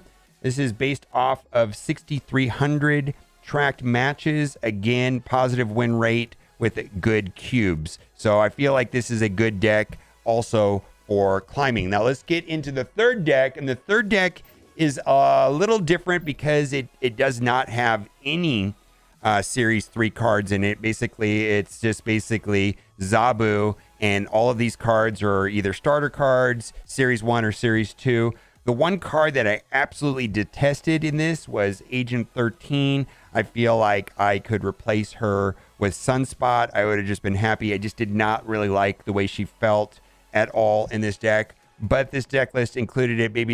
Maybe this people that are playing are coming across Kazoo a lot, and this was like a helpful solution. But for me, I just feel like there's better choices. Iceman is in there already, but Sunspot or even Nightcrawler might be good choices. Agent 13 again is fueling Devil Dino. Iceman is just a good card. Probably, I just want to say, Sunspot and Iceman are probably the best 1-drops in the game.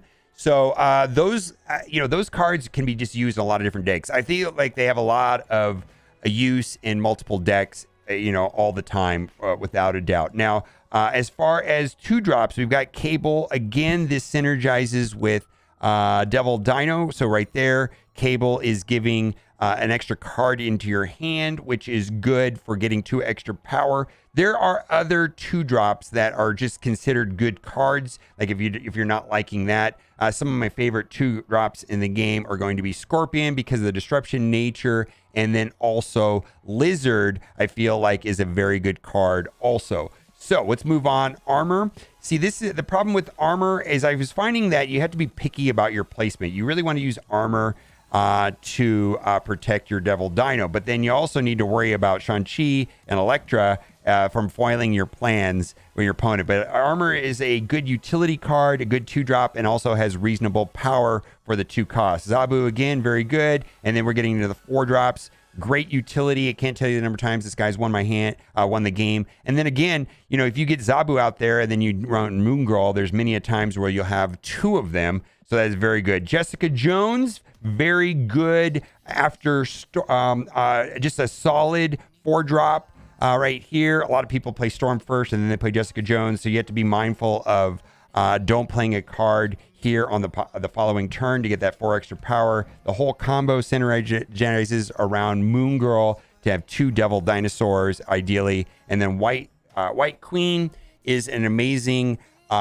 just good card, right? She has 6 power for 4 cost. And then I can't tell you the number of times that I played this card in multiple decks and has won me so many games.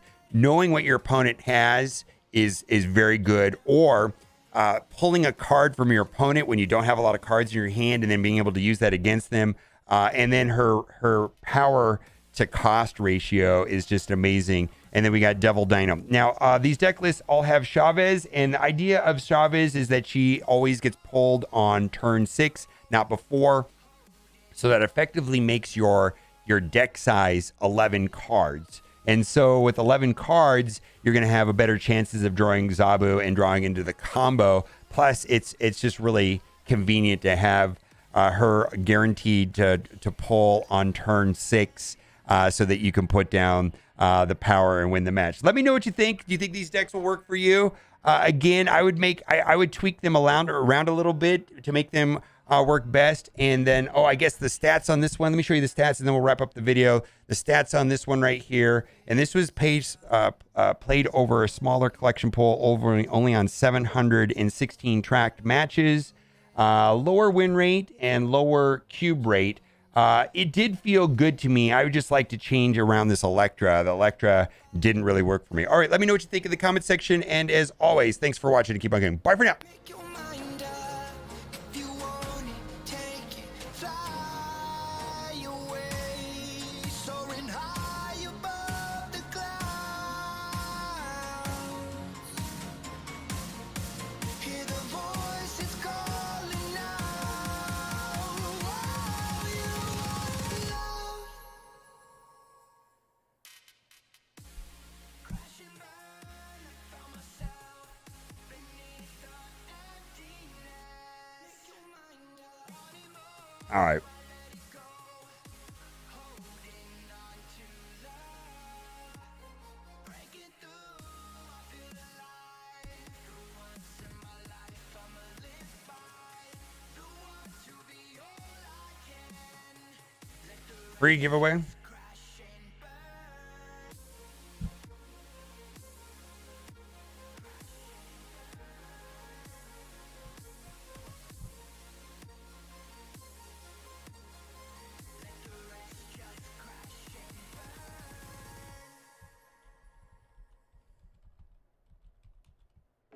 Round and round we go, losing self-control.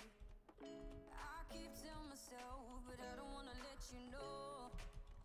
Is this what we become? Strangers on the run, looking for some All right, we got to create a sun. All those days trying to find a place. great deck. I'm now using it. Went up 5 levels. Yeah. Oh, that's great.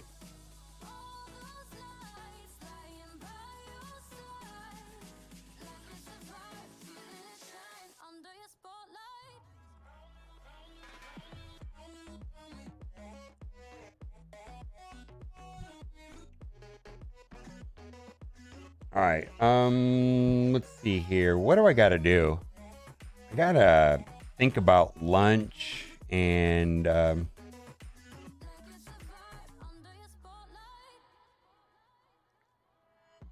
to the game. Do you get boosters if you play an infinite quality card? You just get boosters by playing. Like for every, like you get boosters at the end of every match, depending on how many rounds the match went. I don't know if there's any other way of getting, I mean, it's random based on the ones in your deck, right? Lunch and that other thing we play. Yeah, I know, right?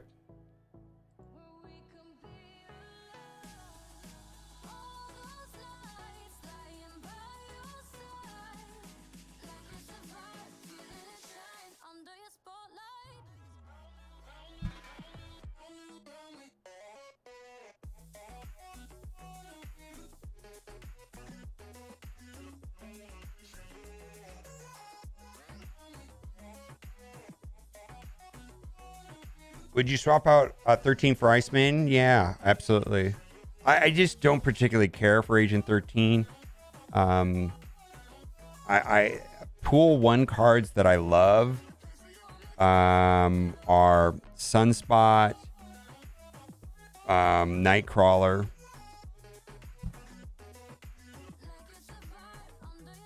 One cost cards. Yeah, my favorite one cost card is, probably Sunspot. And my absolute favorite is probably Iceman. So annoying.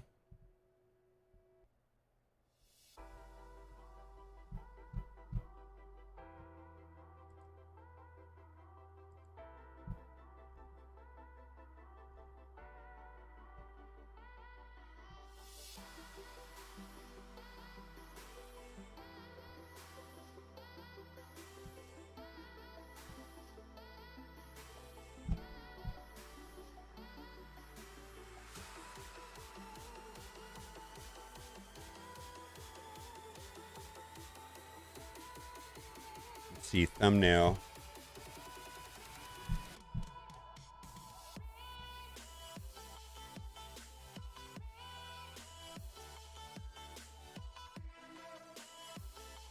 How do I title this video so people want to watch it? Best 3 budget decks.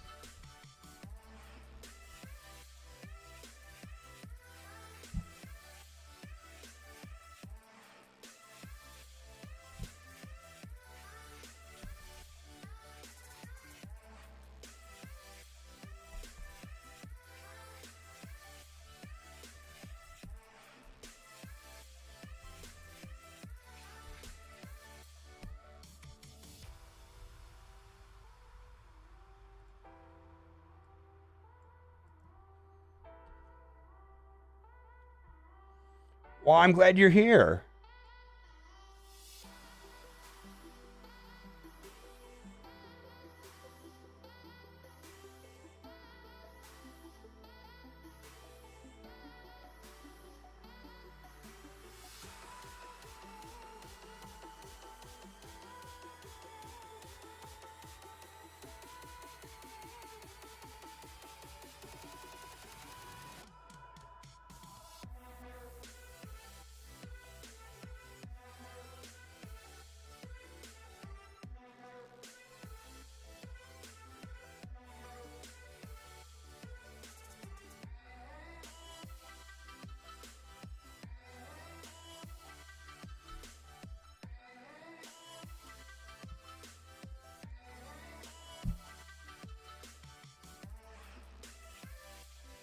Export.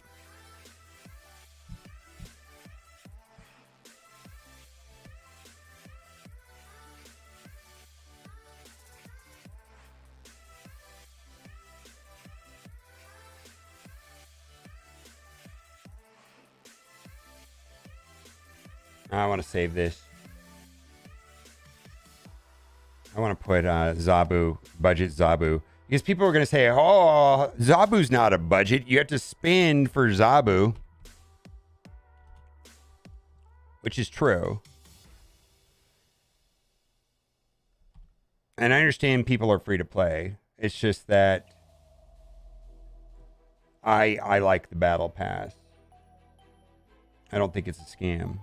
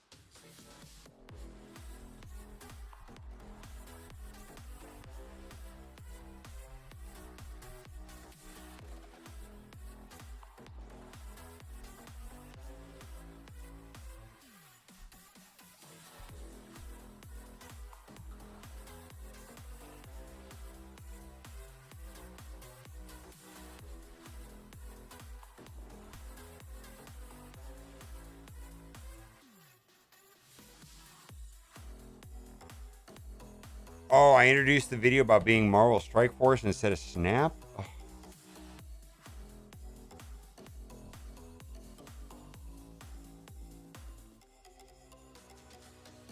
I do care.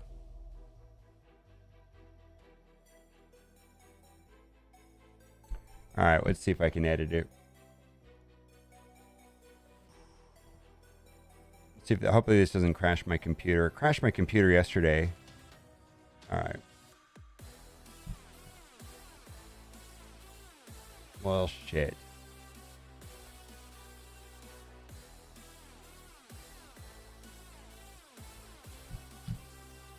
Yeah, I'll just edit it out.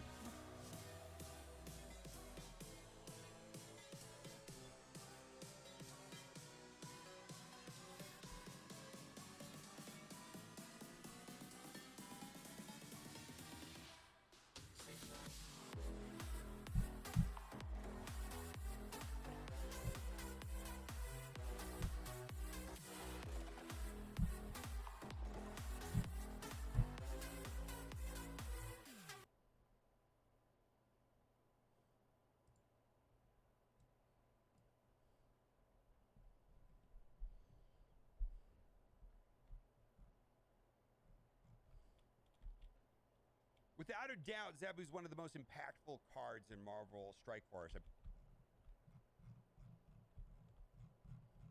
believe it's the most played card currently.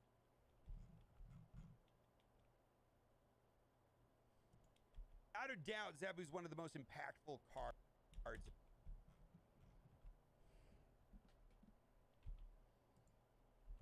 In Marvel Strike Force. I believe it's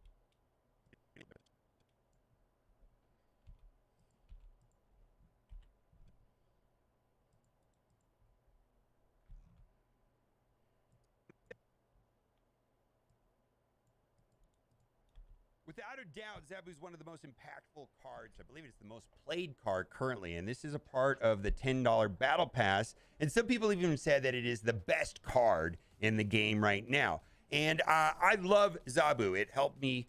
He helped me climb to Zabu. It helped me. Zabu. It love Zabu. Might as well edit all of it. It helped me. He helped me climb.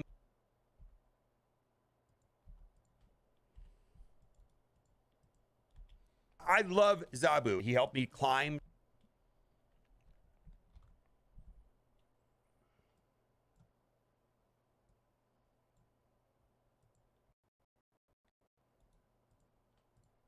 I love Zabu.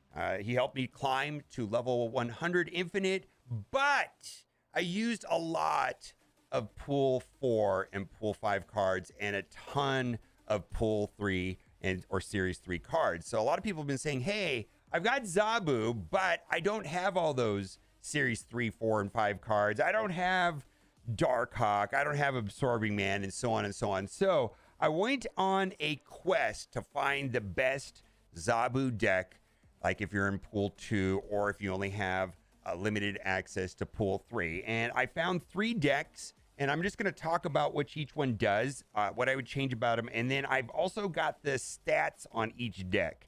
So I'm going to talk about, I guess I'll go in order, so I'm going to talk about, I guess I'll go in, we're just going to, I mean, I might as well edit the video if on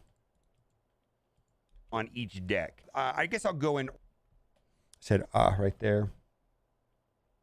I guess on each deck. I guess I'll go in order, and I played them for a bit, and I had mixed results. I'm playing an infinite. Mixed results. I'm playing.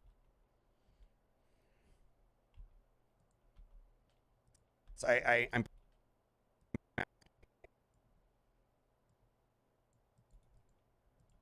I had mixed results. I'm playing an infinite. Playing against.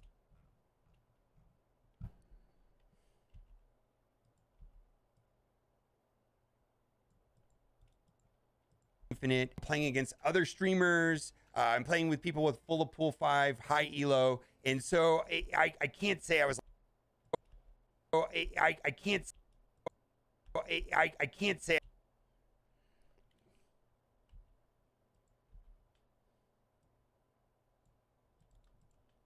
And so I can't say I was like, yeah, you can climb at any, but I think if your matchmaking is going to be based off of your collection level,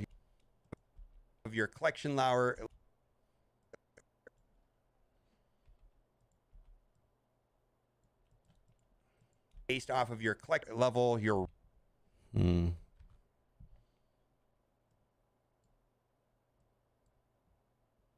of your collection level, your collection level, your rank, and also your elo and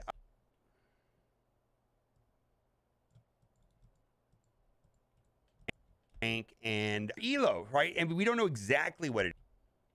Rank and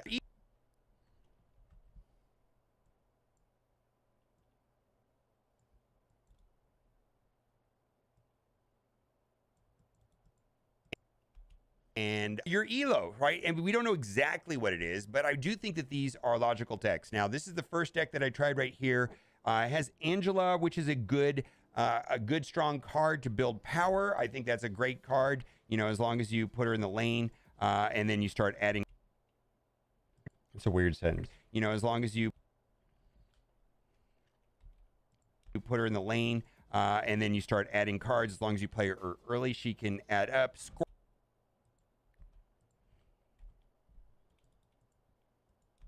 Card and then you start adding cards, as long as you play her early, she can add up. Scorpion is just an amazing card with minus 1 power to your opponent's hand. Very detrimental. You'll see this card used in a multitude of builds. Lizard is also a good card. I think the primary purpose of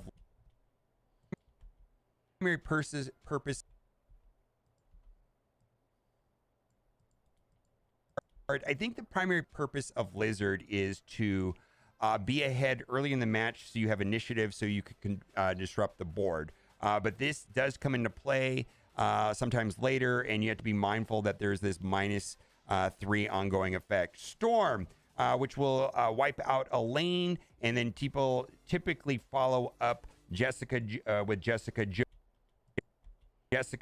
with Jessica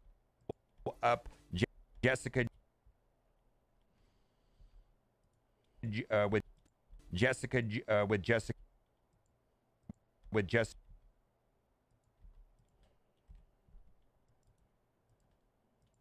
follow up with Jessica Jones. That way she turns into an 8-cost chord.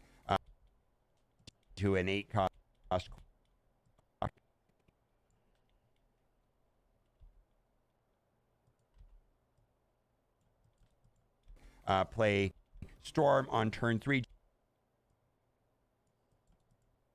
into an 8. Play Storm on turn 3. Jessica Jones on pool on turn. Jones on. God, man, I was really all over the place today. Pool on turn.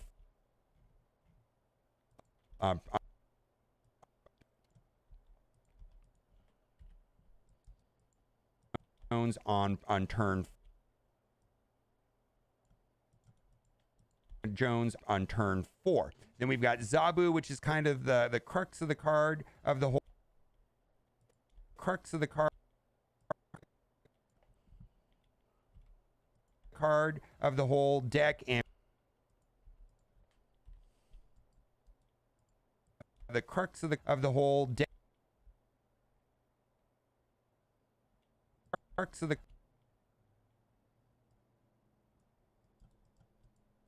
crux of the whole deck, and what I've been doing is typically snapping when I know I'm going to be able to play Zabu. The Killmongers for control, wipes out those pesky tokens.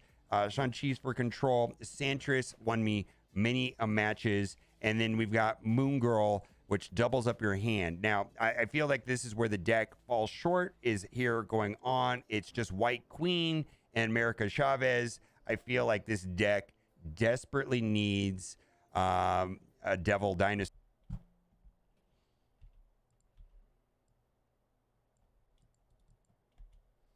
A Devil Dinosaur. And the idea is to duplicate your hand so that you have 2 Devil Dinos and go on. So this one I liked the least. Now, I do want to look at the stats because these stats can be, for this deck, can be tracked on a website called marvelsnap.pro.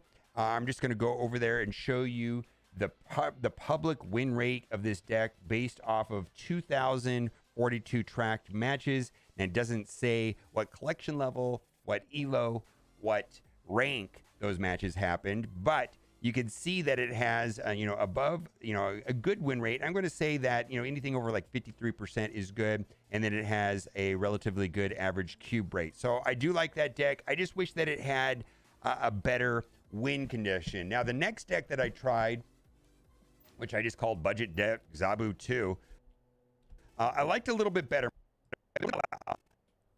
All right, I don't want to cut it longer. I mean, I'm editing a lot out. Like, I hope this still stays over 10 minutes. Tried. I liked a little bit better myself. I liked a little bit better myself. I just had better luck with it. Sunspot. All right, great card. Sunspot is overall it's just a Sunspot is overall great card. Sunspot is overall great card when you're not spending energy. When you're playing Zabu, sometimes you're not spending energy because all the 4-cost cards go to 2, and so then it just gets soaked up in Sunspot. Agent 13. Now, this is a card that I would probably change to Nightcrawler or Iceman. Your choice. Do whatever you want. But I know what the idea of this card here is. The idea of this card right here is that it reveals a card and puts an extra card in your hand, which is giving extra power, +2 power to Devil Dino.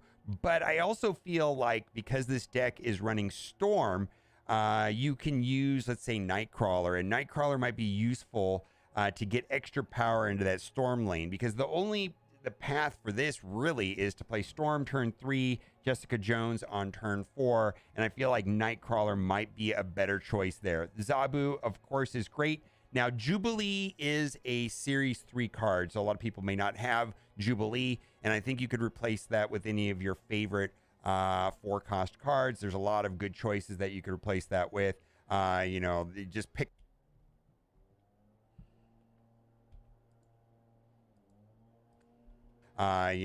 Just pick one. There's a lot of cards that you got Shang-Chi. You got Shang-Chi.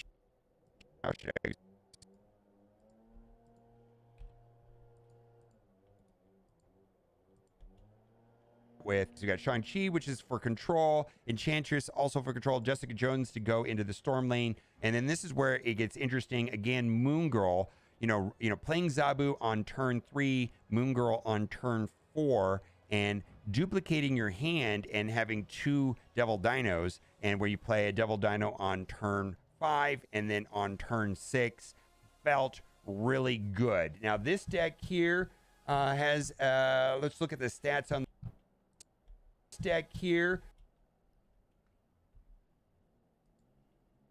Has all right. This deck here, let's look at the stats on this, and this was based off of this is a more popular deck right here.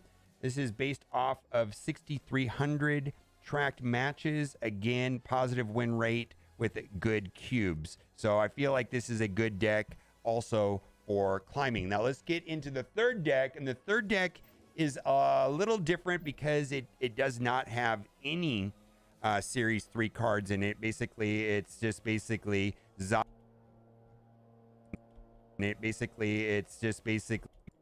cards in it. Basically, it's just basically Zabu. It's Zabu, and all of these cards are either starter cards, Series 1 or Series 2. The one card that I absolutely detested in this was Agent 13. I feel like I could replace her with Sunspot. I would have just been happy. I just did not really like the way she felt.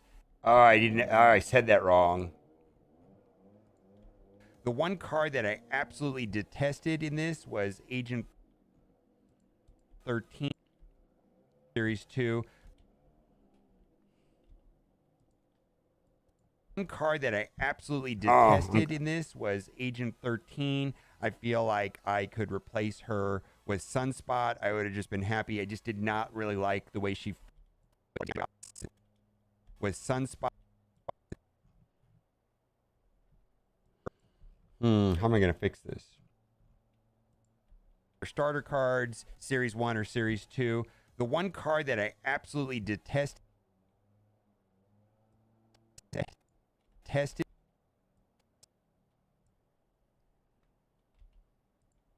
in this was Agent 13. I feel like I could replace her with Sunspot. I would have just been happy. I just did not really like the way she felt. 13. I feel like I could replace.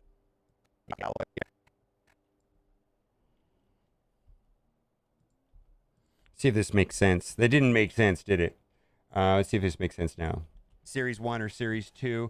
The one card that I absolutely detest, I feel like I could replace her with Sunspot. I would have just been happy. I just did not really like the way she that I one card that I absolutely detest. I feel like I could replace her with her either starter cards, Series 1 or Series 2. I feel like I could replace her with Sunspot. I would have just been happy. I just did not really like the way she felt at all in this deck. But this deck list included it. Maybe this people that are playing are coming across Kazoo a lot, and this was like a helpful solution. But for me, I just feel like there's better choices. Iceman is in there already, but Sunspot or even Nightcrawler might be good choices. Agent 13 again is fueling Devil Dino. Iceman is just a good card. Probably, I just want to say, Sunspot and Iceman are probably the best one drops in the game. So those cards can be just used in a lot of different decks. I feel like they have a lot of use in multiple decks, all the time, without a doubt. Now, as far as two drops, we've got Cable. Again, this synergizes with Devil Dino. So right there, Cable is giving an extra card into your hand, which is good for getting 2 extra power. There are other two drops.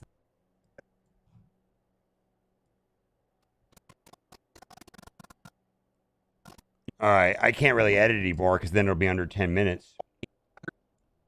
Two drops that are just considered good cards. Like if you're not liking that, some of my favorite two drops in the game are going to be Scorpion because of the disruption nature. Probably Electra's fine. I just don't like her. Sure. And then also Lizard, I feel like is a very good card also. So let's move on. Armor. See, this is the problem with armor is I was finding that you have to be picky about your placement. You really want to use armor to protect your Devil Dino, but then you also need to worry about Shang-Chi and Elektra from foiling your plans with your opponent. But armor is a good utility card, a good 2-drop, and also has reasonable power for the 2 costs. Zabu, again, very good. And then we're getting into the 4 drops. Great utility. I can't tell you the number of times this guy's won the game. And then again, if you get Zabu out there and then you run Moon Girl, there's many a times where you'll have 2 of them. So that is very good. Jessica Jones, very good after just a solid 4-drop right here. A lot of people play Storm first and then they play Jessica Jones. So you have to be mindful of don't playing a card here on the following turn to get that 4 extra power. The whole combo synergizes around Moon Girl to have 2 Devil Dinosaurs ideally. And then White Queen is an amazing just good card, right? She has 6 power for 4 cost. And then I can't tell you the number of times that I played this card in multiple decks and has won me so many games.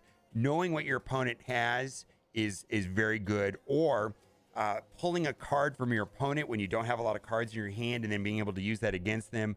And then her power to cost ratio is just amazing. And then we got Devil Dino. Now, these deck lists all have Chavez, and the idea of Chavez is that she always gets pulled on turn 6, not before. So that effectively makes your deck size 11 cards. And so with 11 cards, you're going to have a better chances of drawing Zabu and drawing into the combo. Plus, it's just really convenient to have her guaranteed to pull on turn 6 so that you can put down the power and win the match. Let me know what you think. Do you think these decks will work for you? Again, I would tweak them around a little bit to make them work best. And then, I guess the stats on this one. Let me show you the stats, and then we'll wrap up the video. The stats on this one right here, and this was played over a smaller collection pool, only on 716 tracked matches. Lower win rate and lower cube rate. It did feel good to me. I would just like to change around this Elektra. The Elektra didn't really work for me. All right, let me know what you think in the comment section. And as always, thanks for watching and keep on going. Bye for now.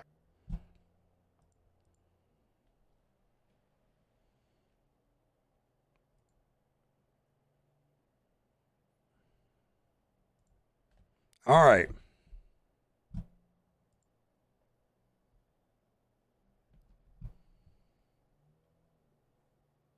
Sunspot, Nightcrawler, or Collector instead of Electra. Yeah, there you go. The Collector. I didn't bring up Collector. I think Collector is a good choice too. See, I'm pissy towards Collector because he used to give 2 power per card, and now he doesn't. He got nerfed a lot. He used to be so busted. Like you would get 2 power back in the day.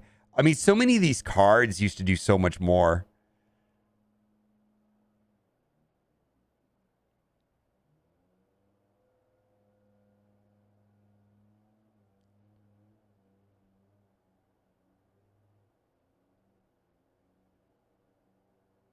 The shit where it comes up and she just says next and it bypassed. Oh yeah, I didn't go into the how she interacts with Yondu. Yeah, Yondu usually destroys Chavez, right? Doesn't it feel that way? It's like always Chavez that gets yeeted by Yondu.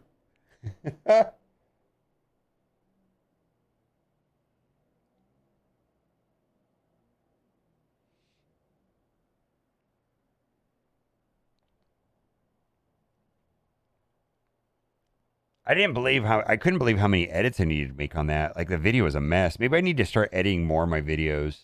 I don't know. I used to edit all my videos and I burnt out and then I got away from editing videos, but I don't know. Like what series 4 or 5 cards are you suggest getting the token shop? I figured Darkhawk, but there are any others. I'm thinking about taking advice and not getting series 3 in the shop. Absorbing Man is my favorite. Here's the good news. Most of my favorite Series 4 cards are getting dropped into Series 3 on the 31st. Like my favorite 2, without a doubt, were She-Hulk and Absorbing Man, and they're getting dropped. So you could wait. You could wait to the 31st. You know, that's 2 weeks away, and then maybe you'll get them that way. Pool, the one card that I have not enjoyed that I paid 6,000 tokens for was Thanos. I wish I would have got Galactus. But that's just my only buyer's remorse. I've bought Shuri, I bought Darkhawk, I bought Bast, I bought and Thanos. And I'm very happy with Bast. I'm moderately happy with Bast. Bast is fine. Love Shuri. Love Darkhawk.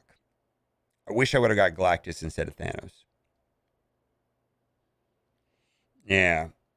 I mean, there's fun deck. I think Thanos is fun and he's a novelty, but Ben, after playing him for like 2 days, I got bored of him. I was like, I don't like this guy anymore.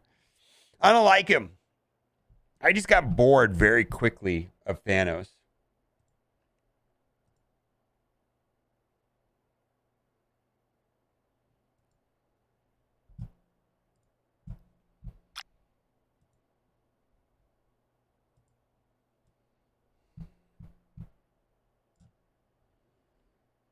All right, so we're re-uploading this video.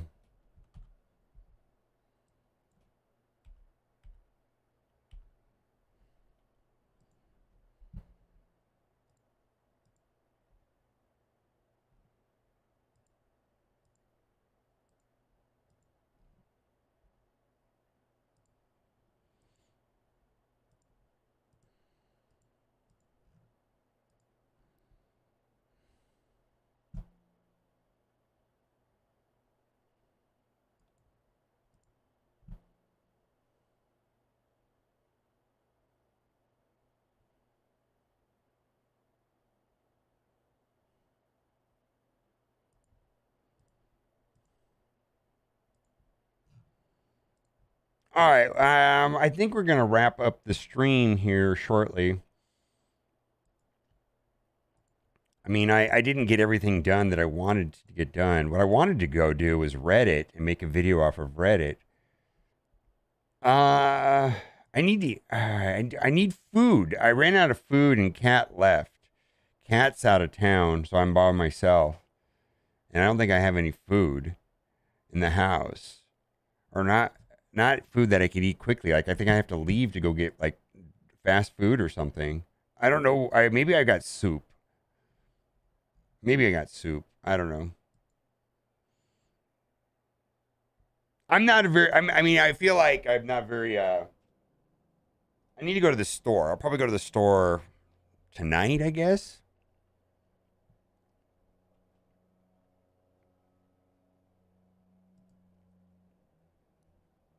I know. I'm such an adult. DoorDash. I'm too. Here's my problem. I'm too cheap for DoorDash, and I'm too lazy to go get my own food. Like, and then I'm stuck. I usually like making my food at home. I just really don't leave the house. Let's see what's going on Reddit. Let's check out Reddit, the Snap Reddit for a minute.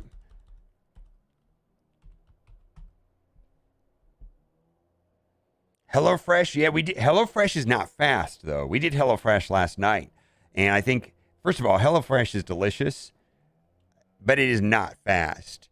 Like from the time that you start, and then you make the food, and then you eat the food, and then you clean the dishes, and you clean up the kitchen. It is just not fast. Like there's nothing like lightning speed about that, but it is very, very good. Does this happen to anyone else on mobile? When you accidentally end your turn before playing your cards? What? I like all the memes on this Marvel Snap Reddit. I wish it was restricted to like one day a week or something, though. Does this happen to anyone else on mobile? You accidentally playing your cards? Yeah. Chinese New Year event is up. What is this? I have not looked at this. Oh, so is this only on mobile? Because I don't think this is on the Steam client. I'm pretty sure this is not on the Steam client. Yeah, this is only on mobile. It's not on the Steam client.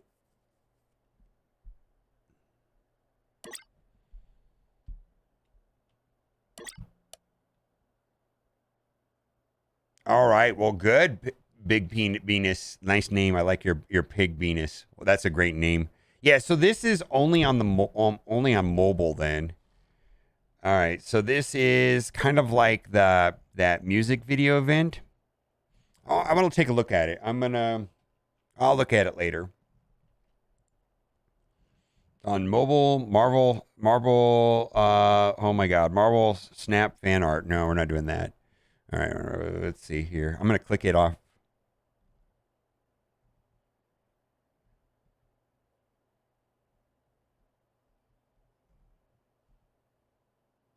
I don't understand.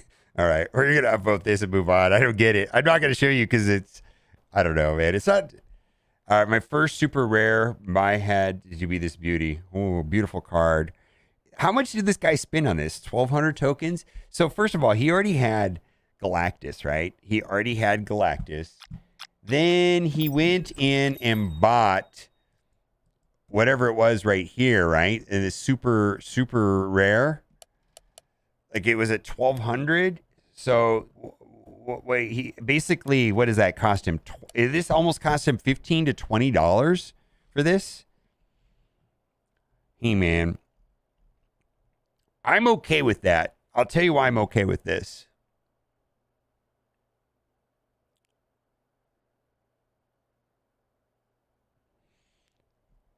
Dude, if someone wants to spend $15 plus for cosmetics, you do it. You go, girl. I'm all for it. If Second Dinner can make money off of cosmetics versus scummy predatory mobile monetization schemes like most mobile games do, Second Dinner has them. Not as bad as other games, but without a doubt, they are there.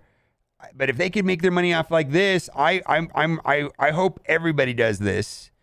Like I hope everybody buys this. This is like me living in Las Vegas and not gambling, and everybody else gambles and blah blah blah. And guess what? I don't pay state income tax.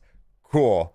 That's like people buying this and I'm not going to buy it means the game might be cheaper for me. Cool. That's all. I'm okay with it.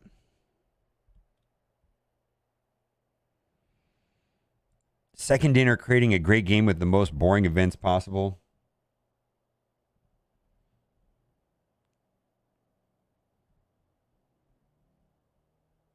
All right, I have to. I don't have it on mobile because I haven't looked at the event yet. So this is about the mobile event. Should I look at it? Is the event bad or uneventful? What does it matter? Is it just like the record one that we had last month with the Martin Garrix song? Is it the same thing for the hero event or whatever?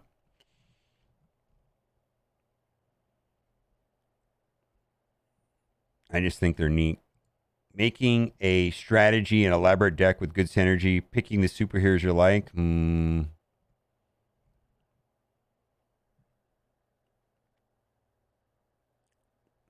cubes to get rewards? Yeah. My free to play, my kid is 6. Will I get this before he goes to college? Oof. All right. The okay. So firstly, the acquisition of collector tokens is absurdly slow while you're still collecting pool 3 cards. So this is just not going to happen. So I don't know what his collection level is, but he's got to get through pool 3 and then it'll take a month. Because you don't get that many cards, you don't get that many tokens until you're done with pool 3. Once you've finished pool 3, you pull a pool 3 card every 4 boxes, right? Every 4 collector reserves.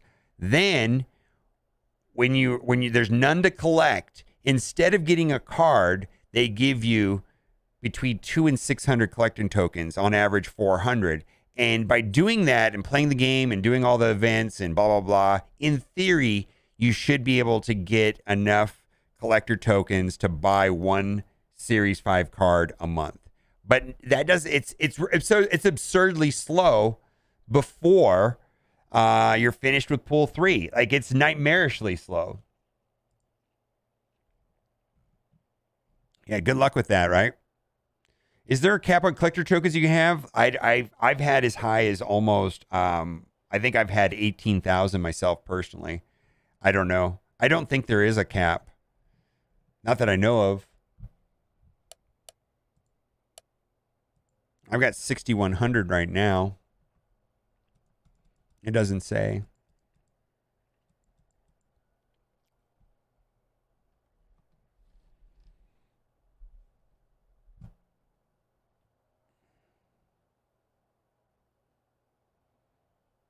Yeah, there is a credit cap. What the credit cap is what? 10 Wait, the credit cap's 10,000 now? It was 5,000, but they changed it, right? Is it 10,000? Unless you buy an offer.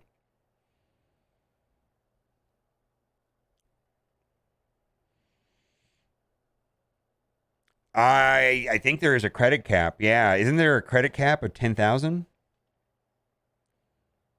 Yeah, it's 10,000. Yeah, I remember hitting it before because I was a dirty hoarder.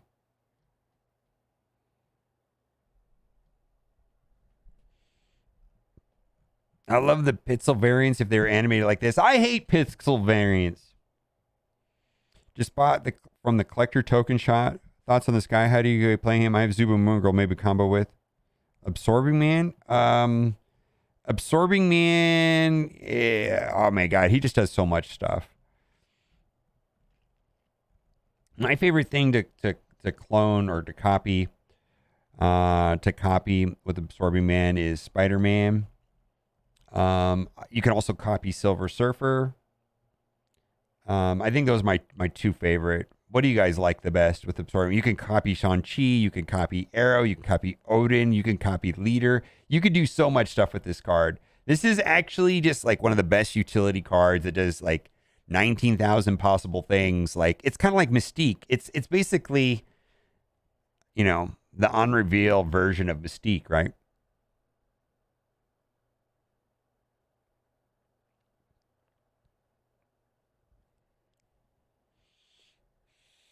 Shuri or Spider-Man. Does it really work with Shuri though?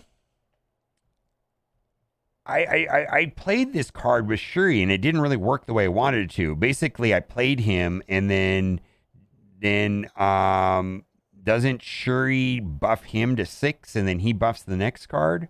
That doesn't seem very good. Or is that just me? Like, it just didn't seem that awesome to do that.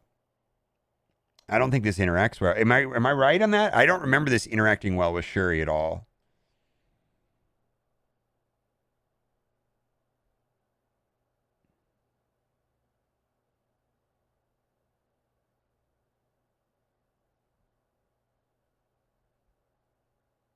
Oh, this guy? No. This guy is not worth the 3,000 tokens. This guy's getting dropped to pool 3 on the 31st.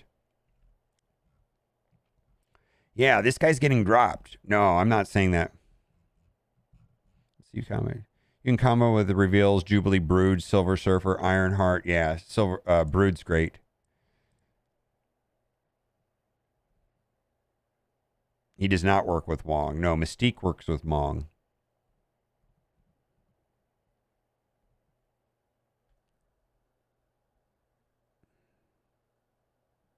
Yeah, this guy is dropping into Series 3 along with some other cards like She-Hulk,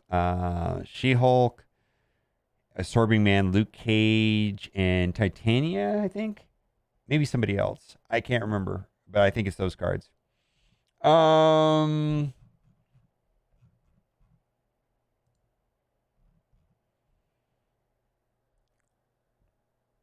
Shuri's also dropping from 5 to 4. Opponents skip one turn to repeat with 2 cards. Yeah.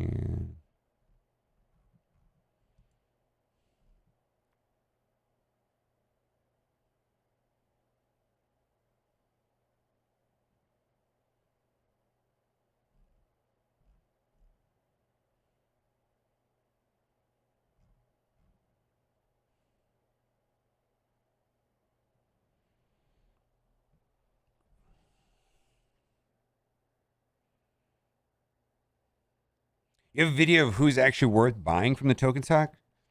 No, I'm skeptical to make that video because I feel like it's a very subjective thing. I only like talking about the cards that I bought or that I've gotten that I've enjoyed and dismissing the cards that I did not buy or dismissing the card that I bought that I did not enjoy. And that card is Thanos. It's just that simple. You may have Thanos, you may have loved him, you may have climbed to infinite, you may have wrecked nerds all day long. I just didn't really like Thanos. I didn't like it. It wasn't for me.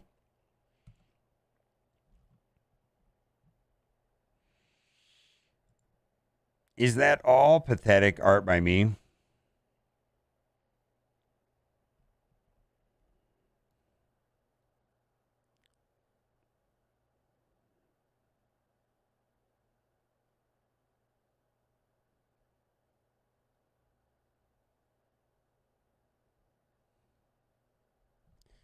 Professor X need a buff? No. Professor X does not need a buff.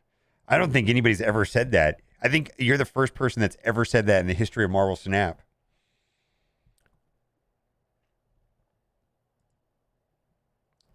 I don't know.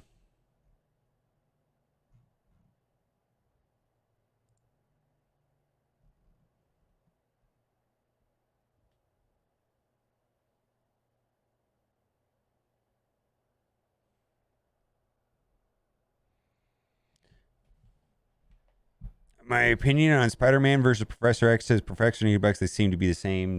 Professor X. I mean, I see what you're saying though. Professor X is different than Spider-Man though, right?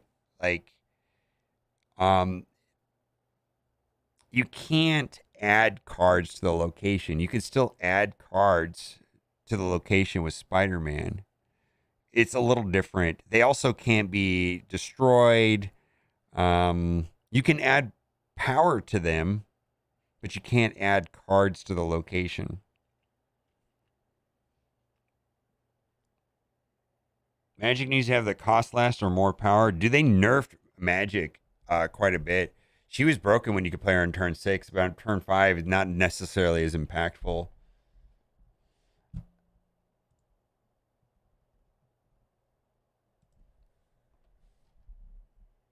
Played Venom on 6 Taskmaster was my first card on turn 7, but he didn't copy anything. What am I missing here?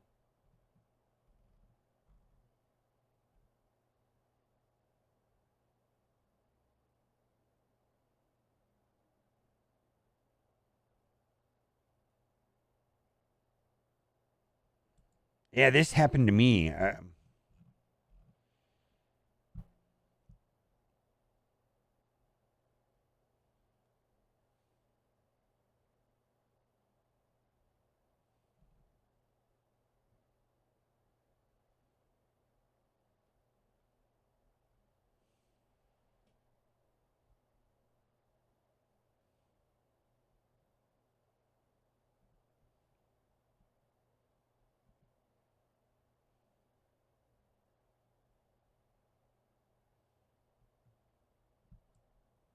Wow, so there's a weird thing with Mysterio. All right.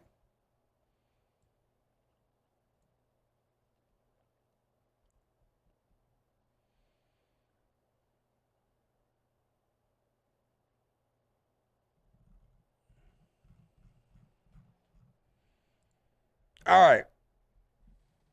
Magic, I don't know. I feel like that they look at cards that are not played and that have low win rates, and those are the cards that get buffed.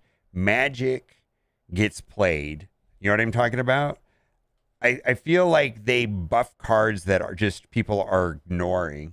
So like if you were to like guess what card is going to be buffed, I would go into meta here, and then I would no, I go into cards, then I go into stats, and then I would see like what cards are being used the least by like game scene right here. I'm going to sort the other way. It's going to flip over maybe. Yeah. Well, some of these are pretty rare too. Orca, Sauron, Sentry. All right, Black Bolt. Black Bolt is a card that a lot of people have, not getting played. That's a card that I think that they boost. But there's going to be that new card that interacts with Black Bolt. What is that new card?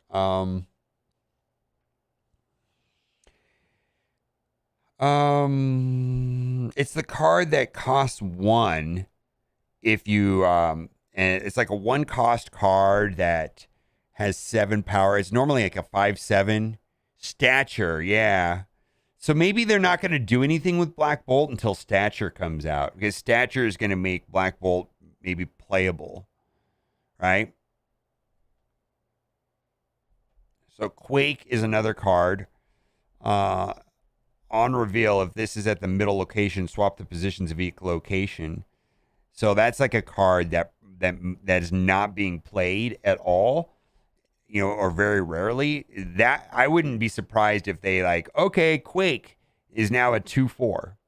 You know what I mean? Those are the type of that's how I think they do it. Is they look at cards that are just not. They want to encourage people to play the cards. Falcon, Helicarrier, Valk. I mean, I'm not talking about these like ultra rare new cards. I'm talking about cards that have been in the game for a while. But anyways, who knows really? I suppose they could do it any way they want. When a move deck snaps, oh no. Anyway. uh, Can we get a small buff to this guy? I kind of care personally think he needs to be a tad stronger. Wolverine?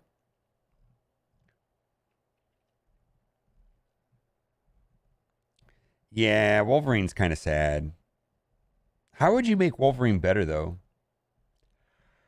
He doesn't get played. I think he'd be too powerful at 2/4.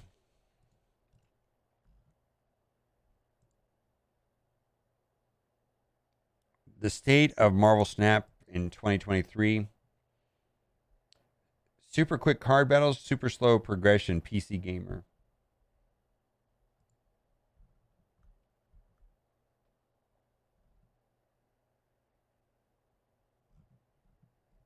After a lengthy beta period, card battle Marvel Snap locked on Steam.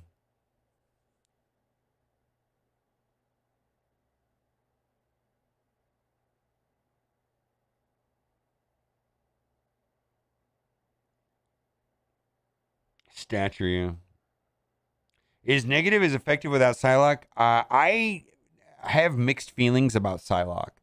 I thought the idea of Psylocke is fantastic, but the number of games that Psylocke is just straight up a dead card and a waste is very often. You know what's even more frustrating on a Mr. Negative deck is on Psylocke nowhere to be seen, right? Turn 4, play Mr. Negative. And guess what you draw out turn 5? Psylocke. Garbage! You just don't want that to happen. Like, you want to be drawing into, like, Surfer or Iron Man or maybe even Mystique. You don't want to draw Psylocke. I don't know about Psylocke. I have mixed feelings about Psylocke. I mean, I just don't like her. I don't know. I think she's useful. I played her a lot, but I don't know. I don't know.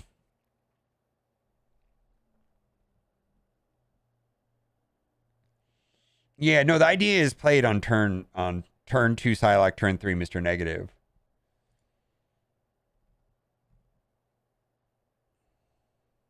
When did this come out? 1 day ago? Half the universe, a chance to collect their favorite superheroes, level them up through a series of cosmetic tiers, split them into new versions and new colors and effects, and like skin drawings on moments from comics and popular work of popular artists. While the PC version feels a little awkward compared to its mobile counterpart, it's still an intoxicating experience. Rapid matches and countless progression hooks keep you coming back day after day, even if a lot of them in-match action can feel quite random or overly simple. It's not a tactical powerhouse ready to revival the competitive mechanics of Magic or content rich enough to be a hardstyle level time sink. But once you're in your clutches, you'll find that the thing that you go back every time you have spare 15 minutes. It's the ultimate snack game. If you got half your lunch break every day for a week, it's doing its job. All right. I mean, it's a mobile game. Like, I feel like, yeah. Anyways, I understand his point of view. Okay, so how is it right now? With new cards and locations added each month, the game continues to feel pretty fresh. The meta really has a chance to settle. Limited time events, permanent boosting the appearance rates of certain impactful locations, mixing things up day by day, yes. Certain cards draw ire, such as the game swinging leader, yes. Who copies your opponent play on the final turn, but on the whole, the core competitive experience feels varied and healthy. Okay, I like this guy. That doesn't mean the current statement is all rosy. As it stands, the game's actually Achilles heels the progress of acquiring new cards. At early levels, progression is a breeze where you regularly be adding to your collection and opening new deck archetypes, correct? Once you get past level 1,000, a big number, but one doesn't make that much time to reach. Things slow to a crawl, and it gets worse. You complete each series of car. Yeah, no kidding. Well, when you finish pool 3, it ends.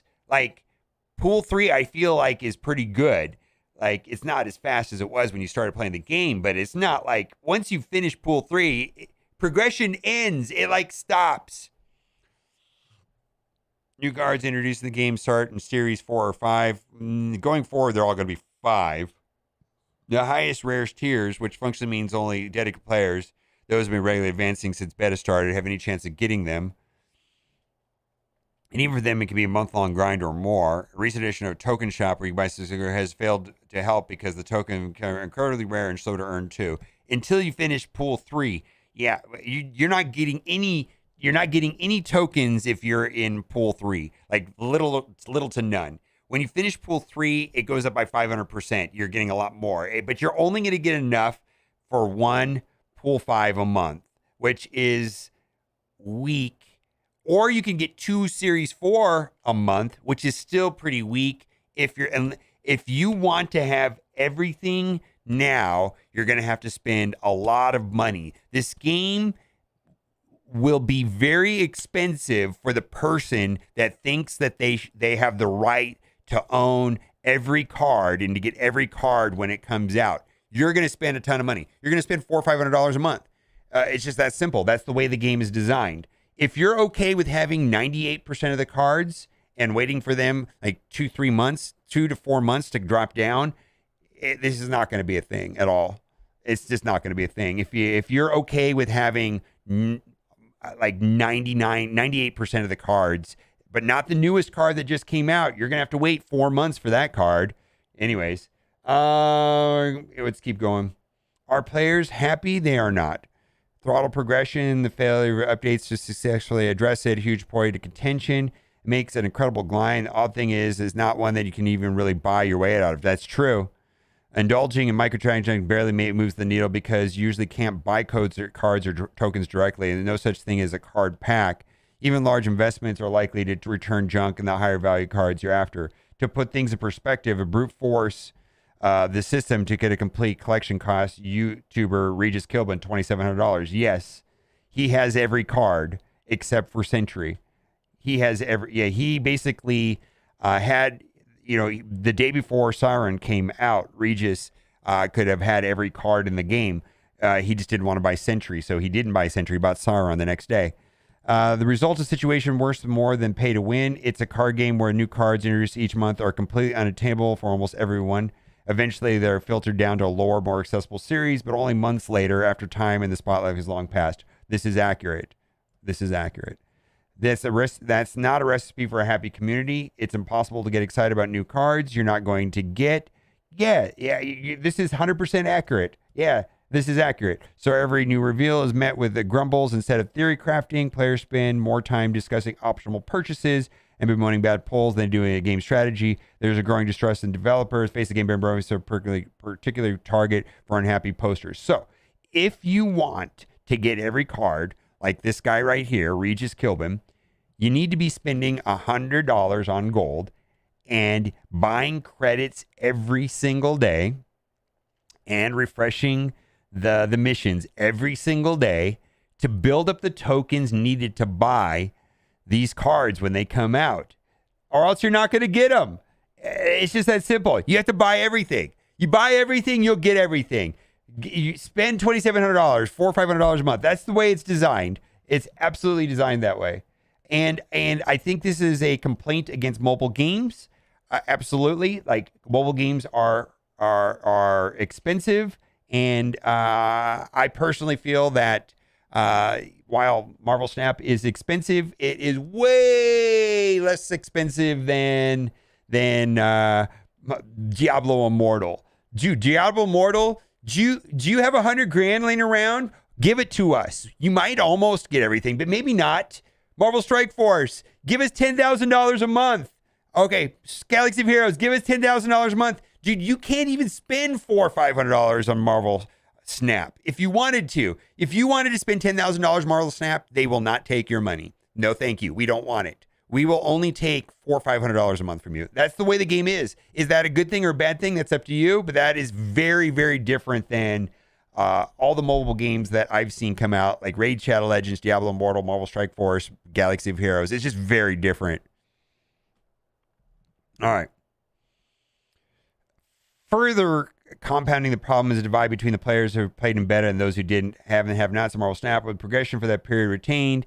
Those who got on the ground floor are absurdly further ahead in their collections where they started an actual launch. This is true. It's hard to conceive a progression system that possibly please both groups at this point. The reason for the incredible rarity of Series 4 and 5 is clearly to give those long-standing beta players, many of whom are hoarding resources per month, something actually aim for. Correct. And progression is left as it was. Beta players would require new cards far faster than developers to keep up with. This is true, but throttling it benefit the newer players in the dust, and better players remain frustrated too. It's a no-win scenario with no obvious way out. All this really not helped by the developers' recent experiment with bundle pricing. It's now routine to see feature bundles in the game store that offer these 3 card skins of some currency of $100 or more. It's a steep price for cosmetics. The community large degrees haven't been a good standard anyway, and do get little closer new cards. Fine. Yeah, this is fine. This right here, I mean, there's a bunch of videos out there of people buying it, and you'll see what you'll get if you buy this. Not a lot. This is true. Next update, each month new cards are released alongside a new season pass laden with variants, avatars, titles, and currencies. Actually trying to, well, no wonder this article, this is PC Gamer. No wonder this article is this way. It's from PC Gamer. I feel like this guy's never played a mobile game in his life.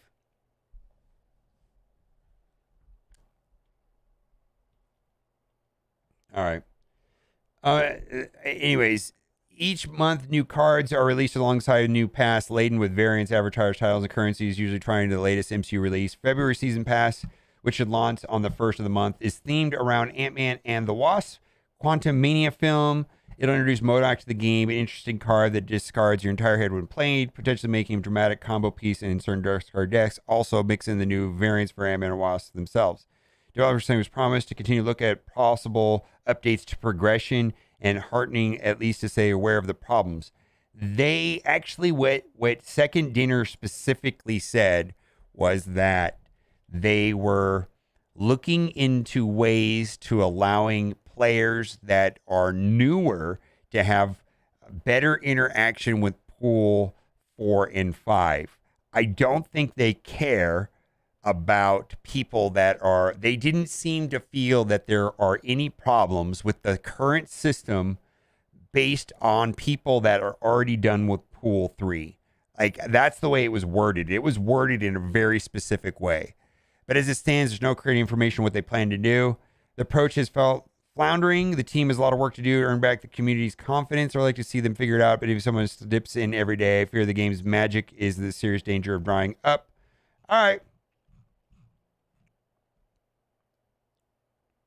Yeah, I feel like this guy doesn't understand how weird mobile games can be. And I don't know if that's a good or bad thing, but I feel like anybody coming from like Fortnite and Elden Ring and like all of those games, you know, because you always can say $60 for an entire game. I mean, you could always say that with mobile games. Candy Crush has $100 offers. It's just it's a weird world we live in with mobile games.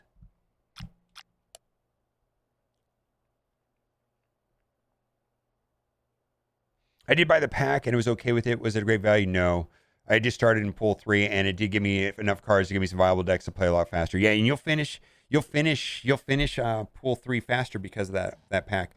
Arnold bought it and Arnold bought it and he was playing Galactus and he got two good cards that work with Galactus. He got Darkhawk and Green Goblin. All right. Well, that is that. I mean, I'm aware that people. I think what's happening with this game is that people that have never played mobile games before, or people that only have played card games, are now playing Marvel Snap, and I think they're in for a rude awakening when they understand what mobile games are really about.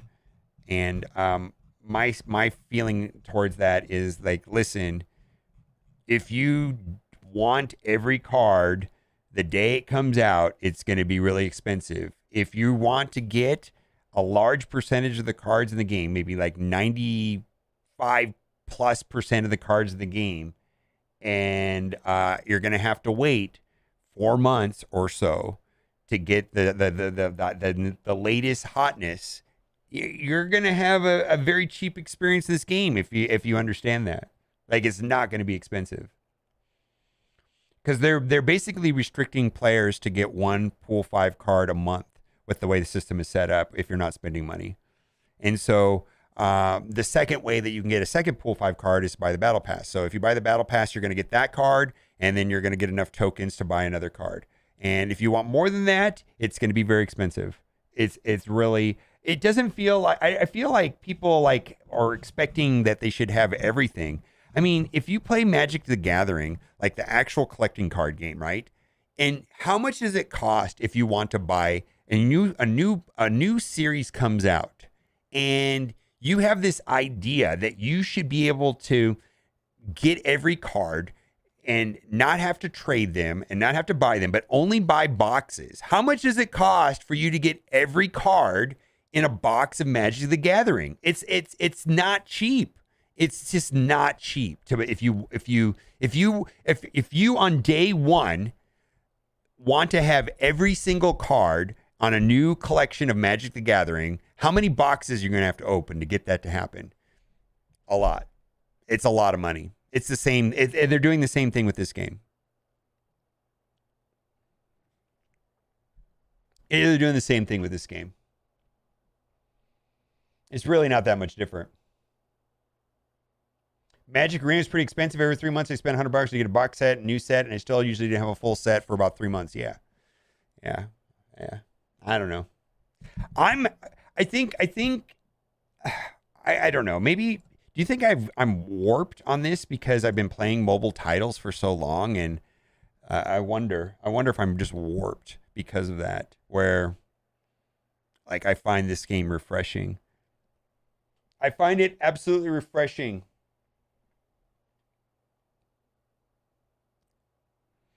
Did you have them forever? Yeah, that's true. Unless they catch on fire. Yeah, we're all warped if we consider mobile pricing reasonable. I know. It's just like I mean, I followed so many games and I've seen so many games come out and I just look at it and it's like and I always look at it as like, okay, they have this scummy monetization system. What does it mean if I don't want to do what they think they want me to do? And how can I get maximum enjoyment out of the game without giving them all my money? And I feel like this game is going to cost me $10 and maybe I'll buy that Jubilee bundle and so I'll spend $15 total dollars. And like if I think about it like that and I'm going to get what I need, what I want, I'm going to have the cards I want and I'm like okay, cool. You know what I mean? Like and the other thing too is like if I really want a let's say I'm bent on getting Galactus or Null or something like that. I know that it's going to cost me an extra $200. It's just going to cost me $200 if I want to get a second. Like I'm going to be able. I can get one card now. Like let's say right now that Galactus is in my shop, but I also want Null, and I don't want to wait. I want it now. Well, I better start spending today, and it's going to cost me about $200 to get those tokens up to 6,000, so that I can get both of those cards. It's expensive. Or I just say, I don't need that card for $200. I'm good. I'll just get him when I get him. I mean, it's like a choice, right?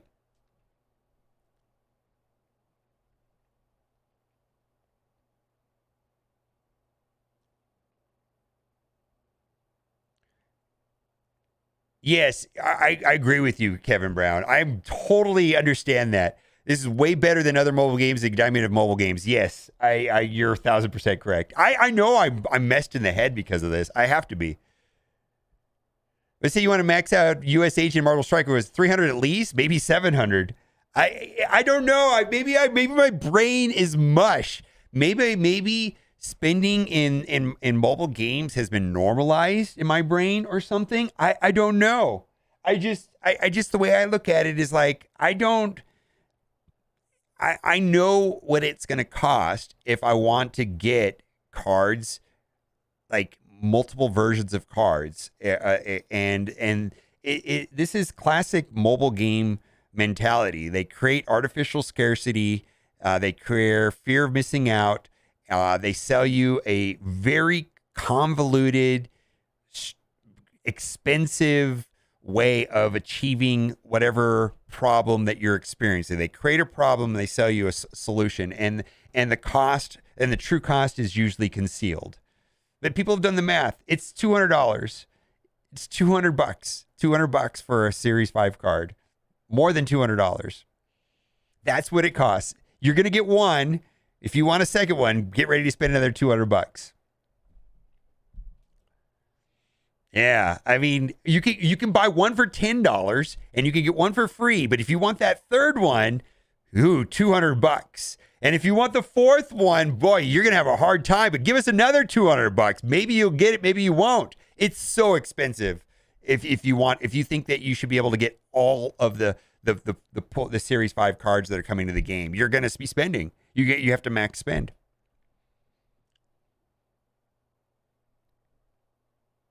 Yeah. Anyways, what a weird rant. I know. And here's the thing about my rant and my thing. I'm very aware that like no PC gamer is going to agree with me at all. They want to play Fortnite for free, League of Legends for free, Elden Ring for $70-$80, whatever it costs, and that's it. So it's the value on the games is totally whacked out for sure. It's just very whacked out. It's very whacked out. All right, so I'm going to go eat lunch and get ready for my Marvel Strike Force stream that is going to be on Twitch. I'll be over there after I eat. I've got to go find something to eat, but you know that might be that'll be within the next 10 to 20 minutes after I get something to eat, and I'll be over there. All right. All right.